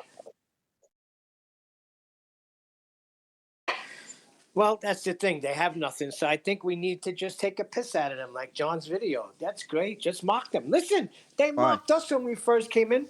Why? Is it fun when we're mocked as flat earthers? Was that fun? Exactly. Let's mock them. Why? Beautiful, John. No. Two wrongs don't make a right. Don't mock somebody because they've mocked you. You should rise above that. But Brian had a Brian. The video was great. Brian had a MiG-25 and he mocked them. Ah, mock. The evidence should mock them enough, right? That they're wrong.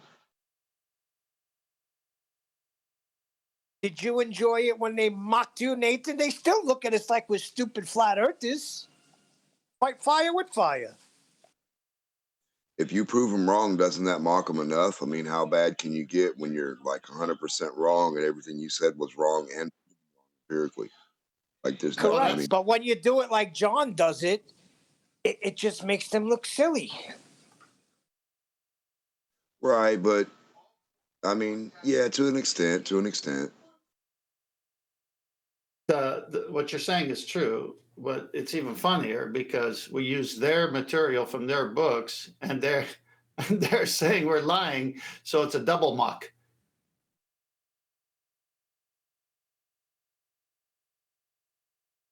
I'm just saying either way, it's got to hurt. You know what I mean? Now, some of these people don't feel hurt. They're just here to annoy and to throw all kinds of lies at us. They don't care. Some of these people aren't really honest. Didn't Elijah mock the false prophets? Those are the ones that are in it for like other reasons. They're not in it for like the ones that are in it for facts actually get hurt and they're like, oh man, this has proven me wrong. So you have to change your paradigm from them, right? But the people who that's don't the care, only way. the wrong people we're talking about, the ones who are in it for 15 years and they knew the first day. The people who change. You're right. The I never people thought who about that. Let's try it again. The people who change because they want to or they have to. The people who come here and get hurt, they have to change if they're honest with themselves. Right. Yeah, but what he's saying is these people knew on day one, as soon as it was presented to them. Yeah, they knew for a fact it was flat, but they stay in it. They do this 100 million% denial. I mean, you can tell which ones they are. Gone? Who? The ones that act like they can't figure out what a diagonal line is, or Plato, or the word up or down, like just simple things that you try to explain to them. They're like, "What's that mean?" And you say the word sphere, and they're like, "What's a sphere?" Like you're like, "What?" Like words don't mean anything. Literally, dudes act like they're third graders, or I mean less. I don't get it. So if you can't tell which ones sit there and act and just ask goofy questions that it like no one would ask, yeah, they point themselves out. Remember, we're talking about people who tell us the definitions of words are meaningless. So yeah, words don't mean nothing. But in the same time, they use that word against you, and it has a meaning, right? Same sentence. Apparently, but only not if they don't need it for an argument. Then the meaning is meaningless. It's ridiculous.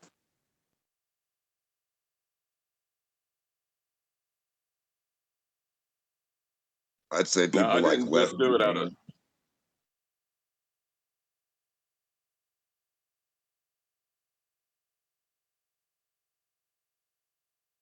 What was that? Oh, John. I was going to say I didn't just do it out of maliciousness. You know, like yes, it's hard to just it's hard to justify humor logically. But you know, there was a part of it that took joy in making fun of their math, but it was their math, not them. Wow. It's called holding a mirror up. isn't it? I like that one, Really Adam. good. Well, I think it's more of a case of I agree with Nathan. 2 wrongs don't make a right, and I don't take pleasure in the pain of others. But when people make a point of giving their opposition no choice but to bring humor into the situation, if we don't bring humor into the situation, we'll end up frustrated. You have to bring humor into the situation. We didn't call anybody a spastic. Didn't say they shouldn't breed with, you know what I mean, or anything like that. The only person that was ridiculed was ourselves in our silly assumptions that because we made those assumptions, we proved that John's kitchen was a sphere. We're only ridiculing ourselves. We didn't attack anybody. Chocolate, you missed that. People see something in their own worldview that matches the ridiculum of what we said. Well, maybe that could help them. But I'm not attacking anyone. Right, attack the argument or what they're saying and the math and just the empiricalness of what they don't have, and the opposite. Like they have the opposite of what they say every time. Well, I never said any name. I never said any names, and I never, directed it. God, this kumbaya moment's killing me. Look, exactly. We attack the argument, then they lie. Now we call them a liar. If we attack the argument and we have a conversation, we never call them a liar. They never have a conversation. They just lie. Accept it. So they're liars. Sean Hawkins has been wronged, and I feel it's my right to defend him. Well, good for you. We didn't figure out the R value for Sean Hawkins' kitchen. Exactly. And you know what? Hold on. In the Bible, Elijah mocked the false prophets. So I'm going to mock these guys. That was clever because Nathan just made the video about Sean Hawkins by introducing him in to be harmed by it. Don't ruin my Dirty subtlety. trick, man. Hey, if you can't take the heat, stay out of the kitchen. Well, I'd just like to point out that Sean Hawkins publicly verbally abused Rachie 50, and I'm talking about abused her, called her all kinds of names that females would not like to be called. So I have zero care for Sean Hawkins, his feelings or his welfare. I don't care about Sean Hawkins. Wait a second. He attacked Rachie 50? Yeah, he abused her verbally. Berated. I got yelled at for using that word abused. He berated her. No, he abused her. Verbally abused her. So I don't care about Sean Hawkins and his feelings. I was besmirched about it myself. I was thinking the same thing. No, I agree with you, Brian. Once we give them an opportunity to debate, and they use that opportunity to be malicious and lie, that changes everything. He must have had she must have had him over a barrel. So I think she's doing okay. Well, no, I mean, I don't tar everyone with the same brush. Obviously, not everyone else is like that. But he did do that. And I don't know who on his own side called him out, but there was people that called him out. There was people on his own side that told Rachie to completely block him. That's totally unacceptable on his own side. So it's not just like me just having to go at him. It's people on his own side. So I have zero care for what Hold on, just so we're clear. So some of them are human? Are we absolutely sure she didn't deserve it? Yes, 100%.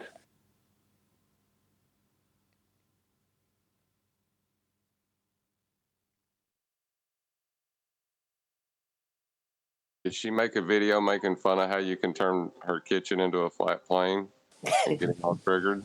So are you guys against the scientific method here? You what, Neil? I said, are you guys against the scientific method over here? What? What kind of Just all get along. The community, you know. Oh, sorry. It's because I reran that show with the Flat Earth Goddess where she's talking about unifying Flat Earth and a terrorist strip off her for not understanding the scientific method enough. She took that well, though. She did. She took that very well. Very. You could tell that in itself proved that she'd been here a long time. Because water off a duck's back when you've taken the amount of abuse we take off globe earthers some coming your own way, friendly fire, if you will. Yeah, same water off a duck's back to someone like her. Yeah, I was impressed with her. It's kind of funny because you kind of had the same conversation with my coworker when I put her on the phone, but like it went much better with Father of Goddess than my coworker because she still don't get it. He's saying it was similar because they both had similar upward inflections, like scientific method. Yeah, basically.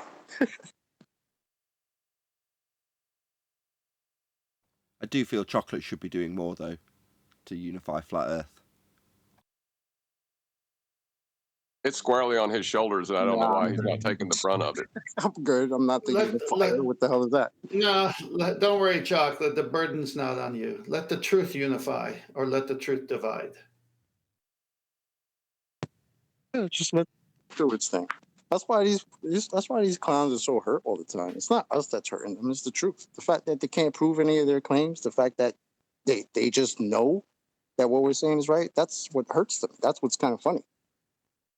And yeah, I think it's kind of funny. So me too, Chocolate.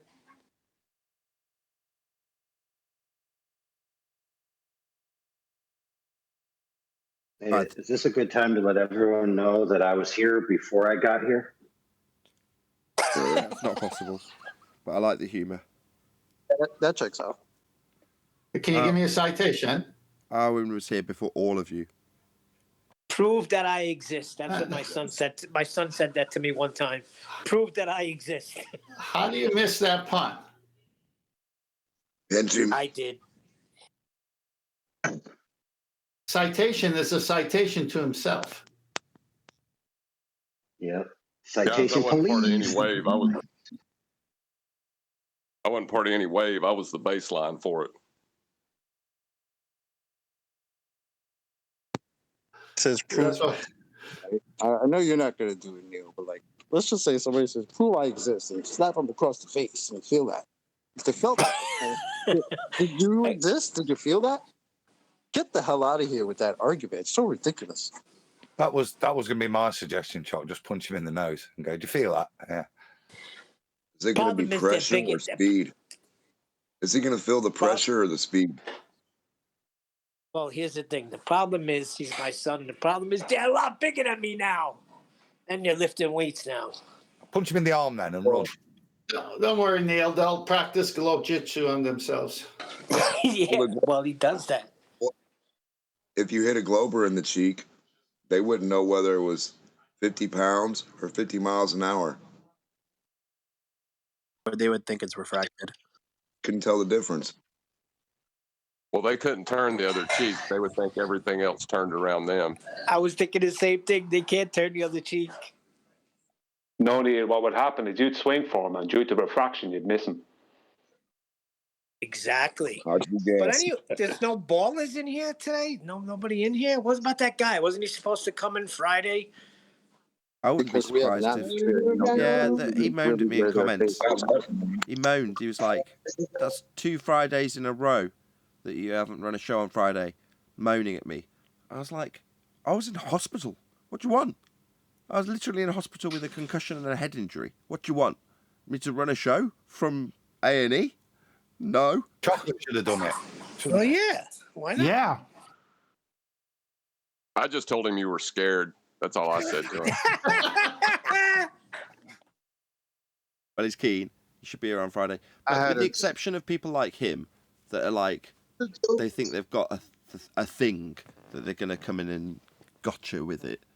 There's going to be very few and far between globe heads that come our way, I think, from a couple of weeks ago. You know, it was a reasonably steady flow, a couple of weeks, say. But I think that will dry up. Because who's going to want to come and have them admit to having a flat plane to make their elevation angle measurements? Who's going to want to do that? All right, but what about the Morgile? I thought one time he wanted to come. And I was listening to Globebusters, and I was trying to get his attention, but I realized I was blocked in the chat. But I thought he was supposed to come in and want to discuss a few matters. Last time I spoke to him, he had computer issues, which, you know, Morgile's got woes. So I chased him for a bit. He bumped up his messages at my email but that kind of dried out. Once he's got his computer sorted, like anybody, he can just join the Discord server. But I think if he was capable of doing those sorts of social interaction things, he'd be doing them anyway, and he's not. So there's no point in me getting on him when he's like probably not got the capabilities for all I know. I don't know. That was how it was left. How anyway. is he? Okay, how is he on Glowbusters though? He's on there, so I know they listen to the show and they hear it. John, come on down. For what? Maybe he had a purpose and that purpose is now dissolved. I don't know. I can't remember the reason he wanted to come on. I like John the Morgile. I used to listen to his videos all the time. Neil, why are you such an instigator? These guys got my balls twisted last night. That's why. Oh, you shouldn't let him near him. Why'd you let him near him? Hey, just forgive him. He's from New York. Anyway, I watched that show, Reacher. Now I'm in the mood for a fight. Yeah, but there's no sense fighting with other flat earthers.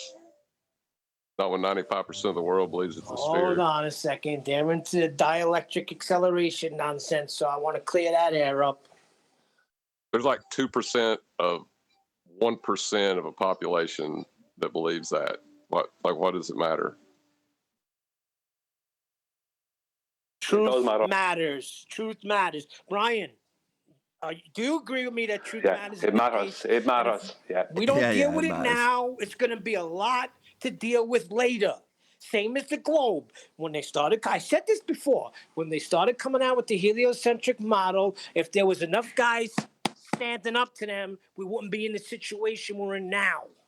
So that means that by extension, you think that whoever we're talking about has the capabilities of rising up and controlling the world in replace of big pharma and big business. You think that's a possibility that they're going to evolve into the next controllers of the world, do you, Neil? This 1% of the 1%. Did they think that way about the heliocentric model? They didn't think that way, right? But it did. Yeah, that's not fair, Nathan. In fairness, now, what he's saying is that all these things have a beginning. And if the lies aren't stamped out in the beginning, then those lies can grow. He can't see the future, but they can grow into things that they shouldn't grow into. Thank you, Brian. Well, I ain't saying that we the should. bloke claiming ghosts are real, boys. I was going to use Bigfoot. Adam and I are of like mind. I was going to go to Bigfoot. Adam was going to go to ghosts. That's where this is going. It happens every month. We do this once a month. No, it's not about ghosts and Bigfoot. No, but it's not that. It's not about that. It's not about ghosts and Bigfoot. They don't change the dynamics of the world people believe they live in. Yes. I'll put it this way. The very people, right? Let's go and use Bob Nodell, right? He is talking from what I heard about on his latest Globebuster show, sorry. He's talking about bringing NASA to court, right? Now, he's also stating that helium will pool at the bottom of a vacuum chamber, right? He's basically stating that. The gas, helium, or hydrogen will pool at the bottom of a vacuum chamber because there is a constant down or whatever, right? Now, how serious are people going to take us if they hear him first and some random person in a laboratory shows with a vacuum chamber, or someone online like one of these online YouTube kind of science channels shows how wrong he is? I mean, how serious are we going to be taken? I mean, if you want the world to take it serious, you have to be willing to, stamp out the lies within your own community. I hate to use the word community, but I don't have another one. Well, they used the word community. It wasn't exactly Bob. It was Witsit was talking about it, and a few others agreed to it that, yes, NASA can be sued. And then they were talking about, but somebody might get taken out. Yeah, but the point is that the funny part about that is that if that were to happen, right, and somebody were to come out and try to debunk that claim, well, isn't that the claim that some of them on their own side make? That gas pools to the bottom of shit? Well, that would be funny because they come out and debunk their own claim. Maybe this is like a double cross, or like a, Yeah, I understand the logic of using chocolate, but the thing about it is the public aren't going to see the after effects of us saying that. They're only going to see someone who they view as a prominent flat earther, which would be Bob Nodell, being proven to be wrong. by a professional, what people would see as a scientist. Could be someone like Veritasium or someone like that, who just shows very simply that how he's wrong. You know what I mean? And that's all they need to show. And that's all the public needs to see. And that's what the public will get shown. So that's why it's important. So what you're basically saying is, really, this show should be considerably more prevalent. Therefore, the focus and limelight would be on us, and that would be much more beneficial to absolutely everybody. I think you're saying that, right, Brian? That's exactly what. Yeah, I think agree. that's exactly what you're saying. I agree. I couldn't have said it better. Because we don't deal with I don't nonsense see on it this as show. I still, in spite of what you've just said, Brian, I don't see it as an issue because of what we discuss every single time, which is the 1% of the 1%. If you see the minority of minorities who do follow those people as eventually being led into deceit, or that there might be an opportunity for that person to reach a wider audience, if your objective is to ridicule the person in that instance, which we've already seen with the Behind the Curve documentary, then they will seek out and find that type of individual, and that type of individual will be the source of the intended ridicule and humiliation that's going to be bestowed upon them because of their nature. Now, you could say that, well, I mean, I've certainly done this, by helping them not necessarily show that side of themselves, they won't humiliate themselves with logical fallacies that are demonstrated to prove the antithesis of what their intention was, for example. I'm trying to be vague but both specific at the same time here in what I say. So you'll help him, but that will just mean that there's going to be somebody else out there that would be the individual that they need as opposed to him. And there's always going to be a clown out there that's going to be asserting something nonsensical as, helium pooling in a vacuum chamber rather than expanding to fill the volume, which is what all gases do. There's going to be another person out there that can fill that person's shoes. So, I don't know. I've got it on screen, the specific comments that was responded to Mitchell. And it's exactly that. And for me, if you are part of the community, if you want to use that phrase, then you've got it with your own discernment. And if you're going to listen to somebody, you've got to use your discernment as to whether you think it's reasonable that this claim of how hydrogen would behave or helium would behave is as it is, and you make that choice and you move forwards. I'm not really worried as if any one of us would be up against anybody where there's this one definitive moment. This is about individuals coming in and waking themselves up. And if you want to go down that route, then that's fine by me. I can only point out natural gas law to you. If you want to deny that and use that denial to support some other belief you got, that's on your head. It's not for me to fix. But we're able to address it with evidence, and that's the mission. And address. Let me just finish. Address the point, and let the person be. I know this person's not doing the same, as you can see in the comment. But we don't have to be like that. There's no need. We just but Adam, address the details that matter. Adam, heliocentrism didn't start in 1%. I mean, 100%. It started at 1%. Yeah, it did. There was 1% of people that was right. Oh, it started at 100%. Heliocentrism came and the whole world believed. No, I thought you said it 1%. 1%. Yeah, it started at 1%. Yeah, no, I said it's 1%. It started 1%. Yeah, but does Bob actually even talk about that during the Globebusters and all that? You're because missing the I point. think he's inserting like weird comments, like when he joins other stuff in the comments or goes back and forth in comments, he gets really far. I don't think I've seen him go that far on his own show. But you're all missing the really point. back it up. Yeah, but I'm sorry, I don't mean, Aaron, you're not putting down what you're saying or what Adam has said. I'm not trying to put it down, but I'm going to bring some reality into the situation. You need a history lesson here, lads. Throughout history, how they kept us down was character assassination. And they'll use anything they can to character assassinate us as a group. And we'll all be lobbed in as the same group. Whether we align ourselves with Bob or don't, or with anyone else, point is, character assassination is how they have always swayed the public against us. Our arguments have never been heard and don't get to be seen because they character assassinate us. That is the #1 weapon against us. That's what has been used against us by our present opposition who have been around for 8 years. That's what they've been using against us mostly. It's character assassination. You go onto YouTube, look for Flat Out, you see a load of character assassination videos. They're not debunks. There are straw man arguments and character assassinations. But the most powerful thing is not the straw man argument, it's the character assassination. And that's what will be used against us. And that's why it's important to have our P's and Q's in a row. I just want to see him demonstrate what he says. Terrible mic illegal. We can't hear you. Hold on. It got a terrible mic illegal. I don't know if you want to drop and rejoin again. I can just address that, Brian. I've got my P's and Q's in a row. So have you. I'm not worried about other people. I'm not here to convince them. Yeah? And I wouldn't...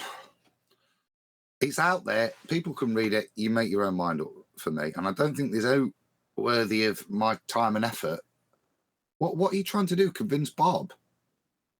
What's no? I don't get. I'm not trying to convince Bob has an audience, Adam. Yeah. Let me just try and boil down for Adam what I think they're saying. What they're saying is there's a potential for two things to occur. One is that somebody in the outside world that just wants to character assassinate us by stereotyping fallacy will latch on to someone like Bob who's getting it wrong and therefore put a bad taste in the mouth of everyone watching about flat earthers in general by stereotype fallacy, and they don't want to see that happen. Further to that, Neil's saying you've got to start somewhere, and we've got to squash out all the nonsense in flat earth, because otherwise that 1% will be equivalent to the globe, which started at that 1% and eventually grew to the whole of the Western world believing in it. Therefore, we've got to stomp out this nonsense wherever we see it. Truth is the truth. There you go. Those are the two positions that I see, Adam. I don't see stamping anything out. I think acting. Not stamping out, but bringing light to it. Bring the truth. Some light. Absolutely. And the way to bring light to it is to address the points. Like we're doing now. But Bob has a much bigger audience, and Bob has already been on a documentary that went worldwide. Bob is more well known than any of us. Yeah, lovely. And Bob and he's talking about going back on there. 1 second. Hold on, let him speak, because that is an outrage, you know. I should be just as well known. Go ahead. Yeah. Hey, exactly. But you should be, Nathan. You should be. I know you're joking, but you should be. But Bob is not the friend of any of us. So Bob doesn't care what we have to say about relative density equilibrium or the gas laws. And he's not interested. He's only interested in what he's going to say and his opinions, and that's what he will pump out. And he is more likely to get an audience than us because he's more well known. What an outrage! He should be interested in what we've got to say. That's really what he should be interested in. How dare he be interested in what he's got to say? He should be interested in what we've got to say, right, Brian? Well, that was Fowler's truth. If he pauses... I heard there, Bri. One of the points was he might give us this thing for people to laugh at and attack. Well, he's already given us that with the 15 degrees, and that's out there from there. So everything that could be a fear has already happened. Yet people are still finding the way to flat Earth. Yeah, they're still finding the way. Maybe through that. Maybe first. Yeah, that might be the thing that they go to reaffirm the ball, but they see other bits in there. It doesn't matter. And I'm lost as to why Bob's opinion really matters. We've been here so long now. Yeah, it's not his and opinion. We're saying Bob's got more views than that, but he's still got sod all views in the big scheme of things. There's still somebody putting on makeup that's hold got on, Adam. 100x views over Bob. Yeah, just by trying a new bloody foundation. Yeah, in YouTube world, we're tiny, and worrying about the opinion of one person is, to me, a waste of your energies. Just the way we're doing it is correct. We talk about the science, we talk about the issues, yeah, and we address the ball. We don't need to argue amongst ourselves on things that are just theoretical. Let them enjoy it. Let them enjoy that theory. He's going back on the show to defend himself too. He Well, said let he wants him. to get If back you- on if there you- and straighten them out. If you need to defend yourself constantly on the show and keep reiterating it and attack other people, that says a lot about your position. But it doesn't need us to have to address it. Just deal. If we just address what we address, that's sufficient. Then people can make their own mind up. People aren't stupid. They don't need constantly telling that Bob's stuff isn't foundational with science. It's his theory. Something he states himself. He's just postulating. Well, hold on a sec. There's another danger to this too, and you all are talking about censorship with the best of intentions, but it's still censorship, and it's a dangerous road. No, it's an outrage. He should be talking about what we're talking about, and what he's talking about should be shut down. I think it's only reasonable. No. Yeah, well, I think you're missing the big point here is that it doesn't matter how small of a community we are, he's still got the biggest voice. And so consequently, hang on, sorry. Consequently, who is likely to get the public performance or the more public thing handed to him, a documentary, something like that? Who's more likely to get that, Bob? So the thing about it is, you said, Adam, people aren't stupid. Individually, no, but the problem is, as a group, they are. And what the public do is they're very scared to move in any direction that might make them look silly. So people will just go with the herd. So if they're showing a flat earther to be wrong about something like gas, right, in a vacuum, then they're not going to go our direction. That's It straight affects away. us all. Yeah, it affects everybody. Nah, it's an individual journey, right? Flat Earth. So publicly, they may not be prepared to say it, but these are things that when you're laying there at night, mess in your own head. They're for you to deal with. It's not going to stop anybody down that journey. Whatever Bob says, yeah, it's not going to stop any individual down that journey. I've listened to 1 million flat earthers on the journey. I didn't poo-poo it just because one of them was not making sense to me. The argument was in my head, and I would seek other people's opinions to help resolve that. Didn't mean I agreed with them. Well, Yeah, exactly. I have Can I say history something? I have history. 1 second, Aaron. I have history to present now. When you type Flat Earth into Google, you get the Flat Earth Society. You know who the Flat Earth Society's #1 opposition were, or who they were the #1 opposition of? A man called Charles K. Johnson. Someone hardly knows who the guy is, or who the guy was. He died in 2001. He was the last president of the International Flat Earth Research Society, and this Flat Earth Society turned up back in the 70s, whatever. And suddenly they were promoted left, right, and centre with all their stupid ideas. And my point. hang on. This man was a commercial airline mechanic and engineer. He spent God knows decades with him and his wife trying to show the world that it was not a globe. And no one even knows who the guy was. He did 1,000 interviews, supposedly, and he did TV interviews. He was on adverts, everything. Nobody sees any of those things because who overtook him? The very people that when you put in Flat Earth into Google, you get Flat Earth Society. And to me, Bob is Flat Earth Society 2.0. Right. Great So, point, Brian. when we Can I say something? Hold on. I When just we need went to down this journey, just one sec. Just tell Brian off. Brian, can you stop talking when Neil and Arwen are trying to interrupt you? It's just rude. I'm just saying it was a good point. Yeah, I'll do my best. That was outstanding. I just wanted to make another point. Just one point. It would be the first thing I say this Okay, let entire Arwen show. go, then God, Adam. save it Arwen, till me then and Adam. Brian's finished for our fuck's sake. conversation. Right? So, Brian, that's my whole point that you just said. The Flat Earth Society, that's all was there.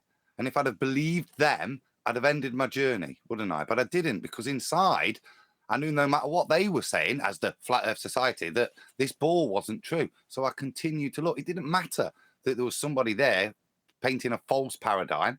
I looked at it, I digested it, I moved on. I didn't accept it as that's the resolution, because it's just my journey. But I'm done now, Arwen. I think I've addressed Thanks. Yeah, you're right, though. But I just wanted to change the angle of approach here, and that is, look, yeah, a lot of people know Bob from Glowbusters, right? They've heard about him. So what can they actually echo that will help them out in a situation, right?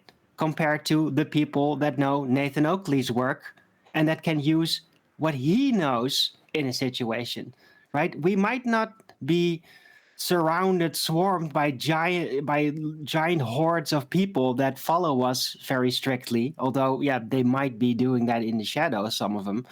And Bob from Globusters might have a lot of people knowing him, but what is he effectively passing on, right? It seems like he's just gathering people that enjoy his flat earth themed show. Well, people here on the Flat Earth Debate actually follow it because they want to know the arguments and they learn the arguments. It's a big difference. It's a smaller crowd, but it makes a lot more impact on the long run. You missed what Brian said. Totally missed what he said. Outrageous. I was just making another point. What's going to get promoted is the nonsense of Flat Earth Society when they should have been listening to that couple, those pilots that were trying to break down how Earth is not a sphere. What was promoted? The nonsense floating disk in space. Same thing's going to happen here. So there's nothing you can do about it. It's just going to happen. There's a share button.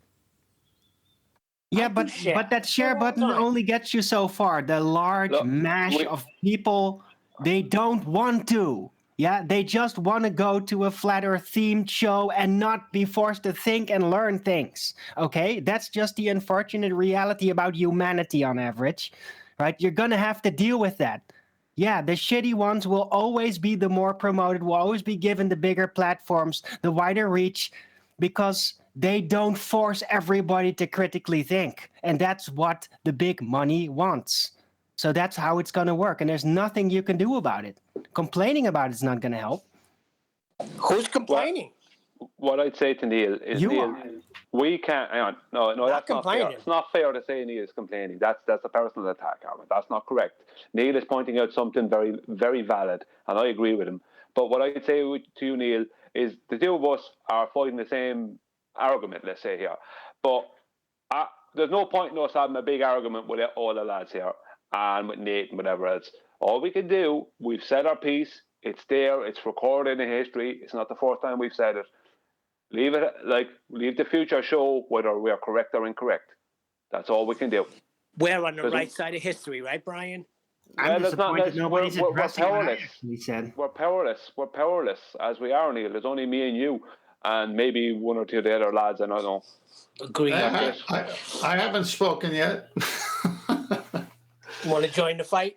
Well, it is a quest for truth, and I look at as when I first became a Christian, I started to read the Bible, and then I'd run into these different segments or Methodist, Presbyterian, all these different groups that call themselves Christians. And then my first question in a Bible study I was at was like, well, why are there so many when we have the Bible and we can just read the Bible? And that's where I got my education on this, was that instead of just going with what the Bible says, they add things or subtract things. And that's why you have people calling them out, saying they're okay on these doctrines, but they're wrong on these. Now, why people do that is obvious. Okay, so here's the point. Let's translate that to our forum. So you've got one thing in common, Flat Earth with Globusters and us. But then they veer into other things that kind of like, wait a minute, if they go there, people are going to associate all Flat Earthers that way. So we're going to stand against that as an argument and let people know we don't buy into that deviation on the off topic. We are Flat Earthers. This show's about Flat Earth debate. And if we hear a Flat Earther say something wrong, we're going to call them out just like a Glober. I'm 100% for that. Purity of doctrine is key. And this is Flat Earth Debates. Agreed 100%. This is the real stuff. It's not going to be for everybody. But those that do come here and do see the value and that do pay attention and learn what we're talking about, they are going to be very capable in dealing with everything concerning Flat Earth and the globe out there. Well, that's where Adam is right, because it is an individual decision. But this is where Neil and Brian are, right? By saying, well, we're going to call it out so that people can make the individual decision. Well said. Definitely. I didn't say don't. I said address the topic, not the individual. I've got no qualms in addressing what a gas molecule would do if you left it in a vacuum chamber. Yeah, whether it would pool at the bottom or not. I've got no problem with discussing that. But we don't need to discuss who's saying it and what their motivations are. That to me is the differential I was drawing. Sure. And you're right there, Adam. But at the same time, I remember when Bob called Neil me some names, and I hadn't said anything bad about him. That's right. And he did a slur against Hold up. Is this a who's Bob been the meanest to competition? Because it's putting a face to the argument. What you said a couple of minutes ago was a bit of a straw man. Because what I was pointing out, what Neil was pointing out originally, was that because Bob has a bigger audience and has a bigger voice in the wider world, then what Bob is promoting, right, can be shown to be false and then can be used against all of us as a form of character assassination. So it's not about Bob. It doesn't matter who's doing it. The point is that if anyone who has a bigger voice and who's promoting something that's incorrect and it's gaining traction, it can then be shown by the mainstream to be wrong, because it is. Helium won't pool at the bottom of a vacuum, and then it comes back on all of us. Doesn't matter if it's Bob. Doesn't matter who it is. All that matters is that it's the person who has the biggest voice and who can cause a problem. I don't care if it's Bob. The point I'm making is not even about Bob personally. It's about the situation that can occur. The defining moment was when Nathan went on the show and wanted to set the record straight on the scientific method. That was an epic moment in me, why I'm here. Because even though we argue amongst each other, but care for each other at the same time, that just means we're not, parrots. So the point was Nathan went there and tried his best. And I let the audience listen to the show. It just didn't go well because someone didn't want to listen. Someone didn't want to have a baseline of truth to take their ideas against, to see if their ideas match that baseline of truth. And so from that show, rather than be humble and say, you know what, I kind of misrepresented the scientific method, he got obstinate and started calling panel members names and went the other direction.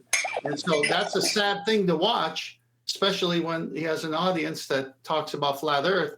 But that happened. And that, again, to Adam's point, was part of the whole thing that a person will see and make their own decision, which I agree 100% with. So you're saying that Nathan went over there and delivered his message? I agree. At great cost to Nathan's show. Yeah, He's exactly. missed the delivery part. Well, very good pun. The point is, it didn't serve me any at all, Neil. It didn't help. It didn't help the community. It didn't help anything. So, when I originally asked what's in it for me, that's why I asked that question. Well, it made you stronger. Hold wrong. on, it made the show stronger. I'm sorry. It made your show stronger. You're completely wrong. You lost 20,000 subscribers, but I started watching you because of it. Yeah, you're completely wrong. 10th Man started coming over to this show because of that.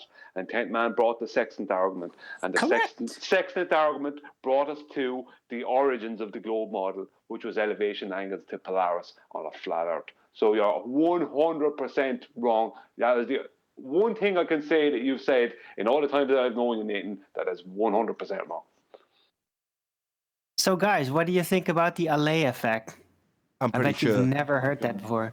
If 10th Man wasn't here, Arwin would have got to that argument eventually, Brian. Yeah, Arwin picks people's brains. He would have stole the argument out of 10th Man's mind. Yes. That's what argument does. That's what Arwin did it does. to you, right, Brian? He did. That should have been the Brownian paradox, and it's called the Arwinian paradox. What's happening here? And Arwen said it. A little thought robber. That's what I Calling knew you a Arwen mind was. thief. You just steal everyone's ideas, get in there 10 seconds before they've aired them. It's just typical Arwen behaviour and we're sick of it. I'm sorry. I can't help myself. It serves a purpose. It's in the Minority Report. Oh. Yeah. Yeah, I'm actually, this is all an illusion. I'm actually lying in a tank surrounded by two sisters right now. Can you be surrounded by two sisters? Can two sisters surround you? Oh, yes, you could make it happen. It happened to me once. That was a reference to Minority Report. Anyway, but has anybody ever heard of the Alley effect? Because GeoShifter suddenly brought that up during my show today. And I was like how you get completely blown away. Silky smooth skin over the age of 50? No, it's even said in the wiki, it's alleged. So it's not like really super confirmed, but it reminds me of the Cavendish test a bit. And it suggested that the Alley effect is like a what they say, a gravitational blip, something, an alteration of pendulum effects during a solar eclipse. And there's this guy that really set it all up. I don't know. It sounds really heliocentric machination, but I was just amazed that I've never heard of this. I've heard of that. Yeah, that the movement. Yes, of I have. You stole another thought from Brian there. See, Brian had it already, and Arwen stole it. It's next level anti-flat Earth stuff when you really dig into what they're making as claims and the inertial reference frames that have got to be assumed and the description of the disturbance of the inertial reference frame and the wider reaching implications of an effect within the solar eclipse in a heliocentric paradigm. You're right, Arwen, and I had heard of it before now. I'd like to add, by the way, that the guy that supposedly figured this out, I think, somebody directly tied in with him, made him laureate the U.S. Gravity Research Foundation for his memoir on gravity. That sounds like unbelievable. Well, if he keeps going in his studies further, he'll be plumb crazy. This is clearly Arwen looking for roots in to get his name on something still, I think. If this Alea guy can do it with this load of old nonsense, then surely Arwen can weasel in his name somewhere. No, I have more impactful actual plans than that. That's gonna force me to do less. Right? I'm not gonna get a laboratory. Don't need one. What do you need? Check it out. Does everybody have memoirs? Doesn't everybody have memoirs of a 4D bending of space-time? This is a good a time as any. Does anyone have an extra argon pump laser just laying around their basement? What are you trying to prove? I got one in my glove compartment. It's important. We're not trying to prove anything. We're making an observation. I used to have two, but they're all gone. So an argon pump laser is used in the delayed choice quantum eraser experiment in order for you to be able to quantify the fact that you're sending out one photon only. What's the relevance? I want to see if they can send out half a photon, or more, slightly more. What? I wasn't asking you. I was asking John. Yeah, well, he's working on what I thought up. Yeah, it's Arwen's baby. Arwen, you explain it. Well, Arwen is John when he feels like he needs to be. What? No. Hold on. When John hands over to Arwen, we know there's a lot of next level nonsense coming out of John's mouth. John, you tried to relay, right? I don't want to be by Nathan again afterward. Well, we're just wondering about the convention that we use to describe particle behavior, and if you can half the amount of energy required to create a single photon, and use two argon pump lasers that located at the same point at the same time, and still get a photon to appear on the plate, even though you've not generated the amount of energy needed for either laser to produce a photon by itself. Is nonsense. Basically. In that scenario, exactly. Hold on. You've got a scenario that hasn't got enough energy to produce a single photon, okay? But then you haven't produced one, so there's no impact. What are you talking about? Yep, that remains to be tested. Remains to be tested? I could... Yeah. No, it doesn't. That's right. No. Yeah. If you're not producing something... That's exactly why I made This is akin... explain it. Look. This is akin to Nathan. saying, right, Fiesta crashes. There's a car here we call a Fiesta. I'm sure you have it there too, right? And the number of Fiesta crashes is X, right? Now let's rewind to a point where there was no Fiestas created. And you say, it's just a question of time, given that there's no production method to produce the Fiestas, there's none being produced, but we're still going to have a crash with a Fiesta involved at some point. It's just a matter of time. That's what your statement's saying. No, that's absolutely the 180-degree opposite of everything we're doing. Arwin, are you saying, I've got a torch, right? And I know there's not enough power in the battery that if I switch the torch on, I know there's not enough power for the light to come on. What will happen if I switch the switch on? Will it light up, even though there's only half enough power to generate it? That seems No. The point is to see if we can make the output of the laser be less than a photon. At least attempt it, right? It wouldn't be registered. But maybe if you combine it with hold on, let's just ask Arwin a question. Hold on, Arwin. What does quantum mean? What's that word mean? An amount. Right, a chunk. A discrete chunk, right? So you want less than a discrete chunk. This is nonsense. Yeah. Oh, yeah, see, here we go. Then that's exactly the response. That's why we're doing it. So let's back it up with Owen. Owen, this is to do with the energy in the orbitals, isn't it? So it's QE's kind of demonstrated it before. It's an all or nothing switch. Yeah, it's not you can have 3/4 of the atom. The amount of energy in that discrete quad that is there when it's reached its emission, it emits. That's what forces the emission. So you can't force an emission with the less amount that you've already had to prove that you've already can demonstrate isn't emitting. Yeah, you don't get bloody 0.5 of an emission. You're just trying to give me a fucking headache. No, hold on. There's a point to this. Yes. And Arwen's not addressing it fully yet, but it's about the convention we're using to describe it. Now, if you can get an emission by combining two argon pump lasers at half power, what does that say about the conceptual particle? Can't! This is nonsense. Yeah, you can if nobody ever tries. Adam, try and give him the same analogy with two torches with only half the battery Have you power. tried, Nathan? Have you tried, Adam? Have you done that in a laboratory with argon laser? Have you tried it to be so certain? No, of course not. I've Argument often for thought making if I a lift fallacy. my finger and shove it up my arse, right, I might emit photons from my nose as well. Or what's the point of all this? What's the more ridiculing comparison to something that's very serious. Hello. What's the point of all this? I think give me a big headache. Yeah, you can't validate something by making up some nonsense and say, well, that's not been disproven. Well, we're not proving anything. We're just making an observation here. No, you're not.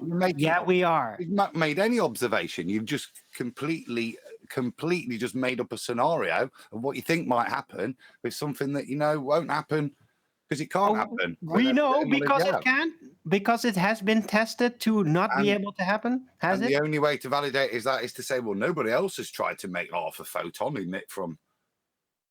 So therefore, it's possibly still true. Well, yeah, that's right. That's called, if nobody else done it, then maybe somebody should try. Who knows? Anything's possible and we can move on. Right, but the photon doesn't have a journey. Then what are we really dealing with? Like, talking about it like a particle is fine because it's the only convention we have to discuss it. But I don't mind testing conventions. I don't think it'll work, but I do want to test it. That's what delayed. Hold on. But when you say it doesn't have a journey, while it doesn't have a journey, you can quantify and look at and realize how we can perceive a journey. And that's demonstrated, excuse me, in the delayed choice quantum eraser. You can say that it doesn't have a journey and that it's not got a route, but it has in that test. And you can show that when one inevitable thing happens, the other has already figured out that that was going to be the outcome. Now that's a delay in time. It's quantifiable. We can and have and do in the test quantify it. So to say And I would agree, because I know how this paradoxically works out. I've had the conversation several times with QE. It gets to the point where you realise how limited your understanding of light is. So I'm not going to beat around the bush in that regard. I'll just say it as it is. We don't know a great deal about light and how it moves. If it moves at all, it seems like it doesn't even have a journey. So from that point of view, I agree. But then you look at how the qualification is described in the delayed choice quantum eraser, the very nature of the fact that it makes an impact and then later, after a longer quote-unquote journey, the decision's already been made after the split. But see, all that's described within the convention of a particle, and I Yes. agree with it. Yes, I agree. with it. I totally agree The that within that particle convention, is the problem. it's only useful for me to describe it to you in this scenario. But once you actually get down to the nitty-gritty of what we are talking about in physical reality, it doesn't match that convention. I agree.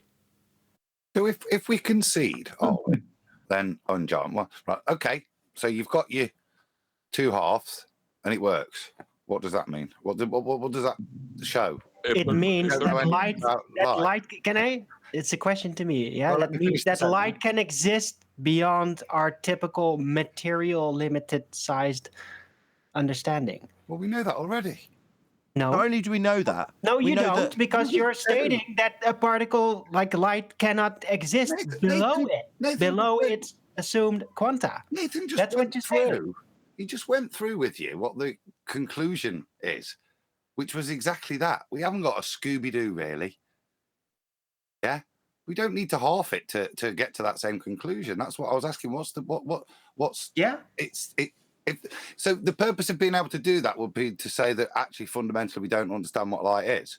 Yeah, that's We're right. already there. Exactly. Yeah. Wow. And that my Profound. original assessment that light is purely bound in its quanta because of the minimum size of actual material particles that it interacts with in order to cause a reaction. Yeah.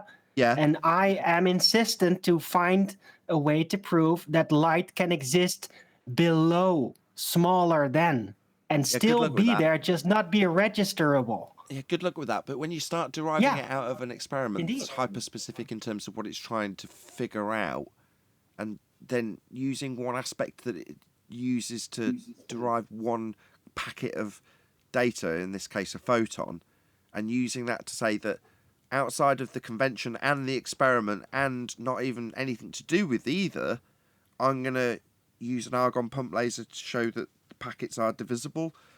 God, this just makes my head hurt. Exactly. Yeah, it's What- such a other than us and losing that's the exact point. 95% of the audience. Can I ask a question? It's for the entire what? point. Is you Okay, giving okay, you okay. that headache. Okay. Can I ask a question? Okay, you can if I Alright. could just get to the end of my statement. Sure, go on. So, given that we've now lost 95% of the audience, what was the purpose of this? What did this achieve, Arwin and John? Figuring out the nature of physical reality and light, and especially disconnecting Didn't do light that. from particle You didn't do consciousness. that. That's what Adam just went through with you. The conclusion of ignorance that didn't achieve that, Arwin. What about you, John? What was the point of this again? You started it with your double pump argon laser. The point is that we physically test it and not just you, go Arwin. by actual Ugh. experiments that Arwin, nobody's please. ever even done themselves. Well, John. my whole point in doing it is I want to test the convention that I believe in because I believe in it. But there's obviously something more to it if it does work like Arwen thinks it will, and that's how the road to discovery happens. So I can't bash it, and I do want to test it, and that's just. I got wanna a know. question. And I really appreciate that you want to do that. Okay, let's just wish Arwin and John good luck in their quest for sub-quantum mechanics, which is what they're essentially saying. Good luck with that. Question, please. John wants to test it to see if the I like the convention- sound of that. Oh gosh. John wants to test it to test the convention. Arwen just said it's unregisterable. So how are they ever going to get an answer? And not exactly By combining two half particles in order to allow them to melt together into what would be a quanta and registerable. Yeah, you haven't got these half particles. You've just invented them. This is folly. Can we stop, please? I've got a really bad headache now. Well, then stop asking more questions that'll lead to the same answers. You mean like a particle or a grain or like a molecule or like a cell or an atom or a proton or an electron or an energy packet or like which one are you talking about? Can you line them all up? No.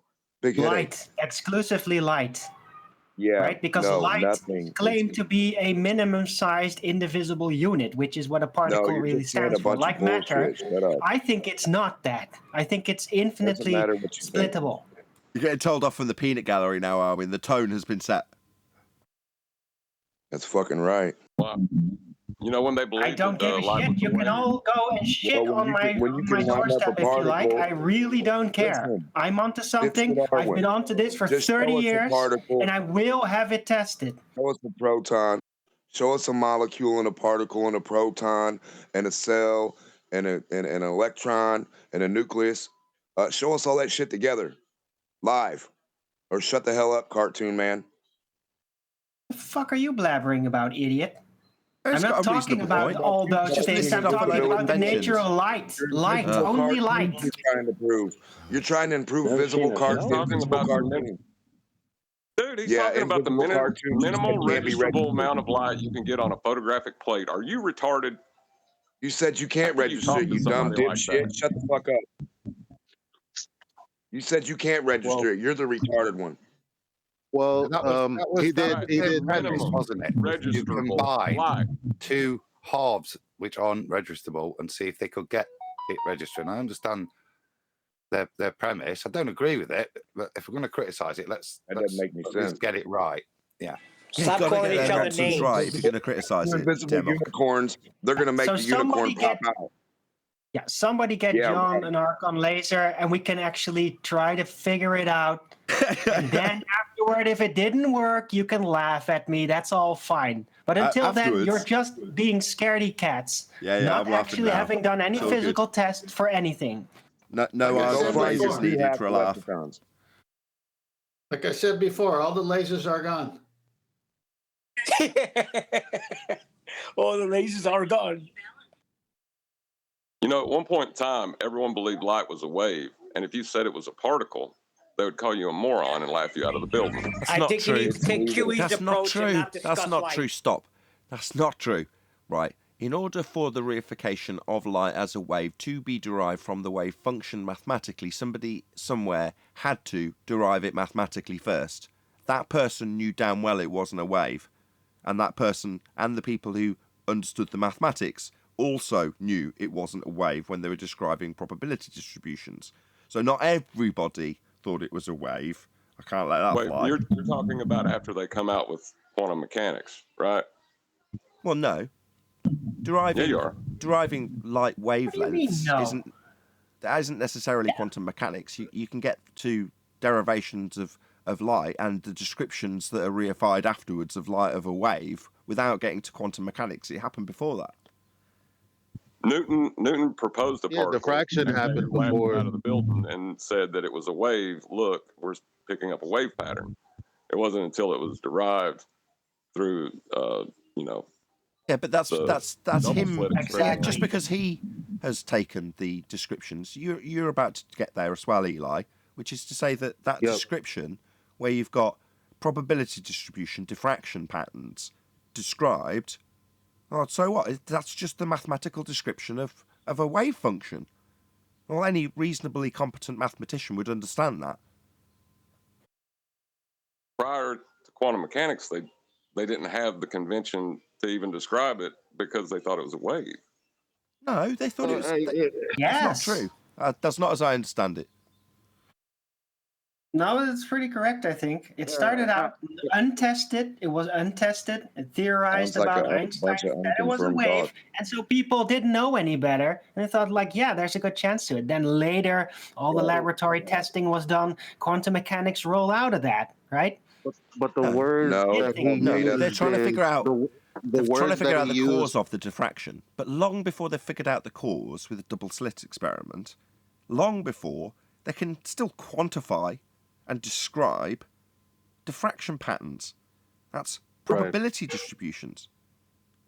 But they didn't use it as a function of mathematics. They used it as a description in mathematics. Yeah, but you've still got... Hold on. So as a description in mathematics, you've got light as a wave function.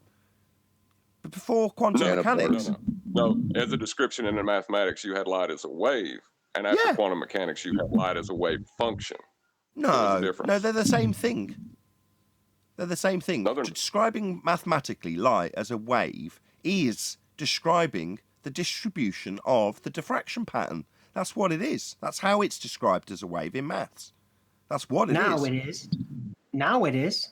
Because now that's it was then. About it. What do you mean now it is? It was then. Wave function's a wave function. Mathematically, that's what it is. A wave function. Yeah, but nobody understood what was causing it. Why are you getting involved in this, Arwin? No, because the bottom line is he said, they describe something. You can describe effects all day because you can experience them. But the cause, that's different. So if they were describing something, they didn't need to determine the cause to describe it.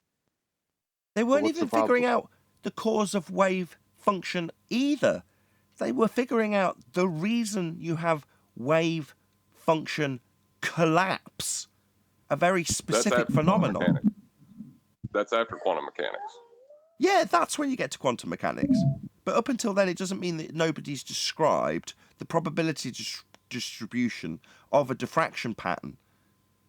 But what they're trying to figure out further down the road is, why does that collapse? Why do you end up with an actualization? That's your two lines. It goes through one slit, it hits behind it, as opposed to diffracting and splitting up into a distributable pattern that you can describe mathematically as a wave function, and had been prior to them figuring out that cause, and the cause being of the effect of wave function collapse. But see, that was after quantum mechanics showed the conceptual particle. It's interesting where we got from, because I think it started with you and Arwin saying, well, you can take like two things, putting them together, and then finding something that is detectable. Well, I mean, which means you don't have a naturally observed phenomena. Now it's all about us justifying what people have come and did before. When actually we were just saying, no, you don't have an experiment. You're not going to be doing anything. That's why I called it an observation. Anyway, I Yeah, don't but see you what said any of nobody's this done is. it before. I don't see So what how any of would this they is have the useful answer? for. Go ahead, whoever. Yeah, well, you don't have to. We've explained it. If you don't buy it, then fine. Don't. Okay. Still gonna test Why it. would? But I'm arguing for it. Damn it. How you gonna? Okay, what are you observing to then test? What are you testing exactly? They're not. A reaction on a photographic plate. No, the lack thereof you described in the first instance. Well, if it comes from two different lasers at half power that it takes to receive that photon and register it on a photographic plate, then So you're not going to add what's the plate doing and what the plate's doing in the medium or the reaction of that. You're just saying a photon does all that. You're not saying. I mean, what about the plate itself? What if the photon doesn't have shit to do with it? You missed him say if. Did you not hear him say Right. if? Right. No, of course. No, I know, but it's goofy though. What he's saying don't make no sense. They're just saying the photon, but what about the plate itself? Fuck the photon. What if the plate's the only thing creating the reaction, or whatever you see? And it has nothing to do with a photon or a particle or a wave or anything. Yeah. Hold on. This guy's now saying ignore that giant piece of machinery called an argon pump laser. Yep. So we got plates just doing their own interference wave function collapses by themselves? I don't understand. Ain't given enough time, Chocolate. You can't prove they won't. I'm saying it's nothing to do with the light. It's just what's going to happen when you shoot the thing at it from the plate. Don't worry about the light. Shoot the what thing? The thingy. Don't know. Don't care. Hold on. He got caught out of his depth for a second there. And he's It's you shooting the thingy at the plate, not just the plate then.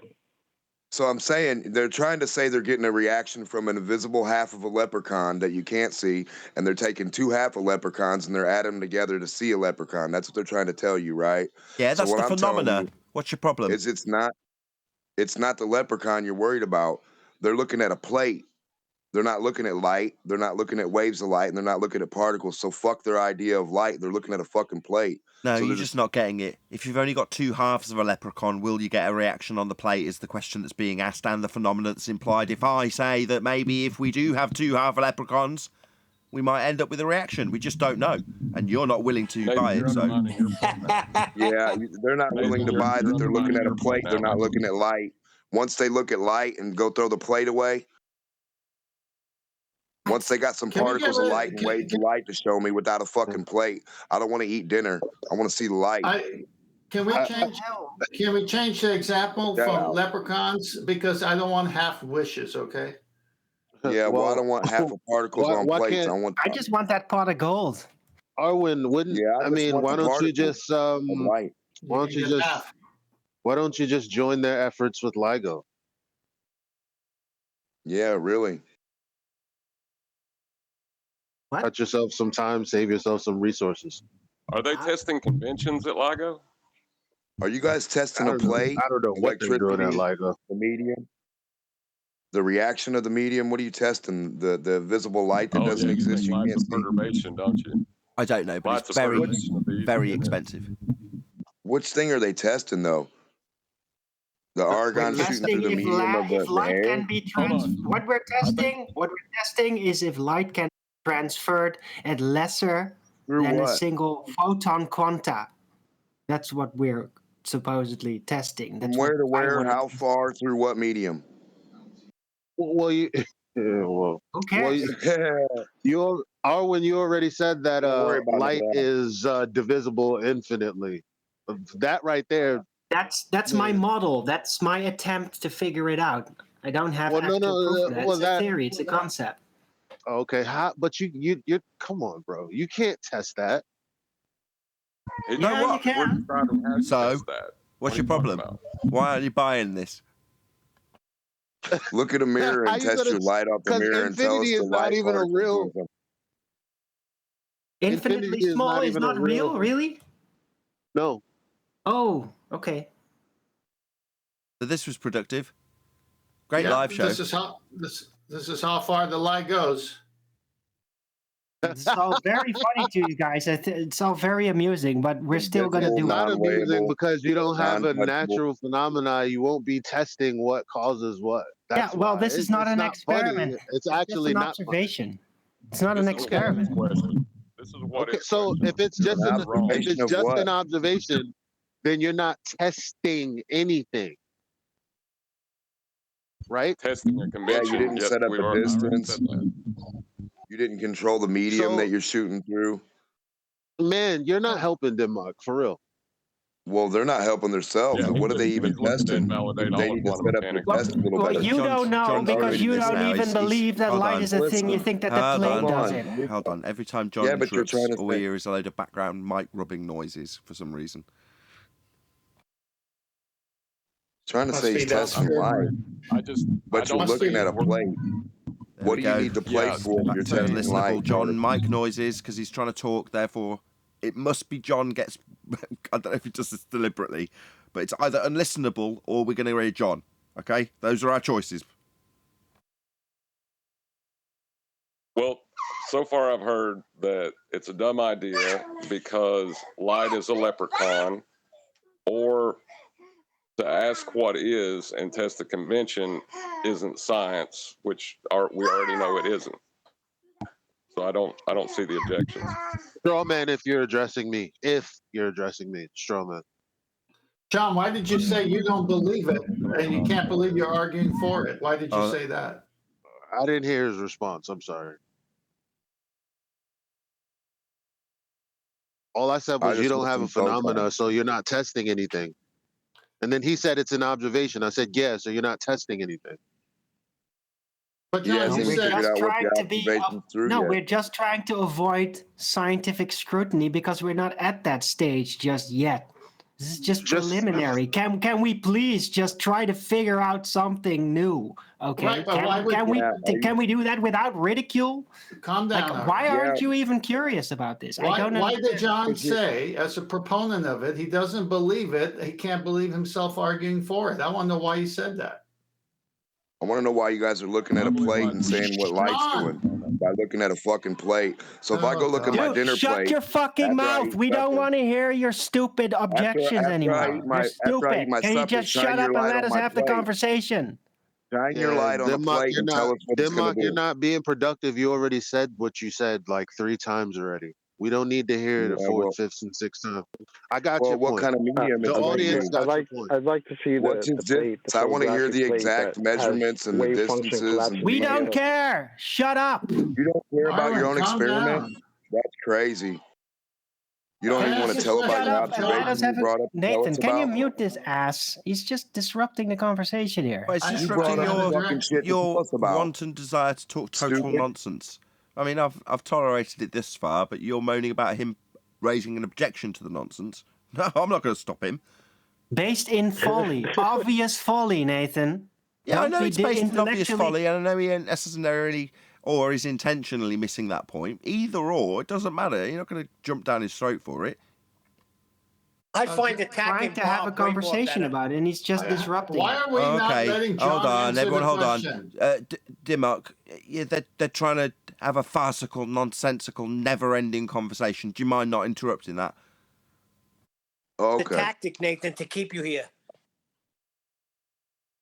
John, I asked you a question. I believe in the convention of light as a particle. As far as everything that we know about light, that's the way it works out best. It's the only way I know to describe it. But me believing it's a particle is not the same as me knowing it. And if there's a chance to test that belief, I would put it to that test. And how would you test that belief?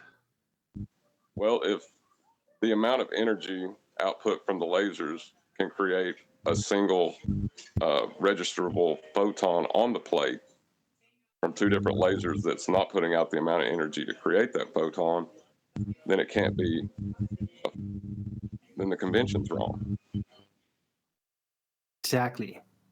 And has that happened before? It's never been tested as far as I can tell. I've looked into it a bit.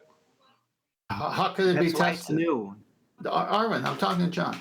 So how could it be tested, and how do you know it wasn't tested when they were doing the initial testing? Well, within the description, it needs to be a photon. Why would they test their convention when they're trying to explain something like that? Well, if it's not achievable in the sense of registering, how would you ever know? Well, I just explained that. If it comes from 2 different sources, if the energy comes from 2 different sources and it is registered by the plate, then that means that the conceptual particle is wrong. Exactly. It means light can be transferred at lesser than a photon amount. And that proves? That light is not bound by that minimum quanta, that it exists below the quanta. So it's different just the foundation for its particle claim. So different size for the chunk. That's right. So then what does that, hang on, so what does that prove? That proves that the original tests to establish the minimum sized unit convention of light was basically, misunderstanding. Or better equipment allowed you to measure even more detail, and the chunk became half a chunk. What does that prove? Well, that all depends on the available technology. Like, how far can you tighten it down, right? What is the minimum transferable amount of energy that can still, through multiple sources, then add up to be registered into a single photon unit? So if it's a chunk now, and you have this elaborate instrument that hasn't been created, gets created, that measures its smaller chunk, it's still a chunk, but smaller. What does that prove? It proves that light can be transferred below the minimum assumed amount that the particle claim has. So it's a smaller particle. Well, Yeah. Yeah. Yeah. Okay. So what Tenth's asking is, given that that's your supposition in the first instance, beyond saying, well, I was right, what does this achieve? It achieves a new understanding of the nature of light, and that it exists in like minute quanta. Particle. But that is below particle assumption nature. Below current registering machines.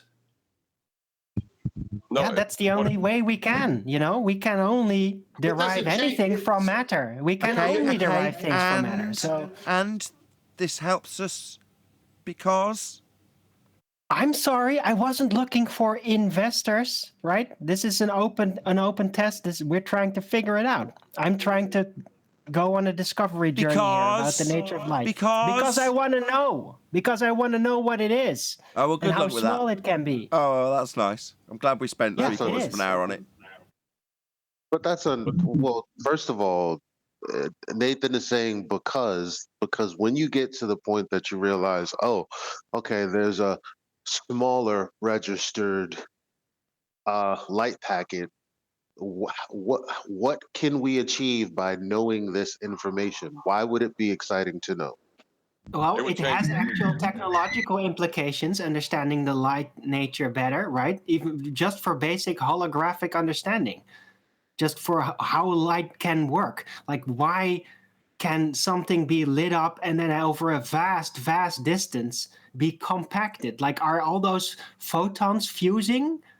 Like, if they're all minimum-sized units and they're interacting, and then like none of that modeling even makes intuitive sense, right? I'm trying to figure it out. I'm just trying to figure it out. It's open. I don't have a hypothesis. Okay, thank you. John, did you want to add something? Yeah, what I was going to say is if the energy is coming from two different distinct places, it can't be a particle. You're registering a discrete chunk of information, but the particle would be out the window if it comes from two sources. Okie dokie. Right, and from there we can move on. We can I don't think, understand. I don't think up, understand if what- it turns out to be the case, we can think up, okay, what's next? What's the next test? I don't understand John's last statement. If it's a particle from one source and you have two of the same machinery, and wouldn't it be a particle from two sources? No, you're assuming a particle from one source, but it's like trying to say that you fired one bullet from two guns. It means your assumption of what that is wrong. It wasn't a bullet coming from your gun. That's a good comparison. Alrighty then. One bullet, two guns. Well, if you are amongst the 5 people still watching this stream, then unfortunately this is where we bid you farewell. So a huge, massive, enormous thank you to all of you who did tune in on either Nathan Oakley 1980 or Nathan Oakley Premiering streams, for hopefully smashing the super chat, liking, commenting, sharing, subscribing, hitting the PayPal link and all that good stuff. Another massive thank you to today's Discord and G Plus panels for making today's after show possible. I've been Nathan Oakley and I will see you all in the next video.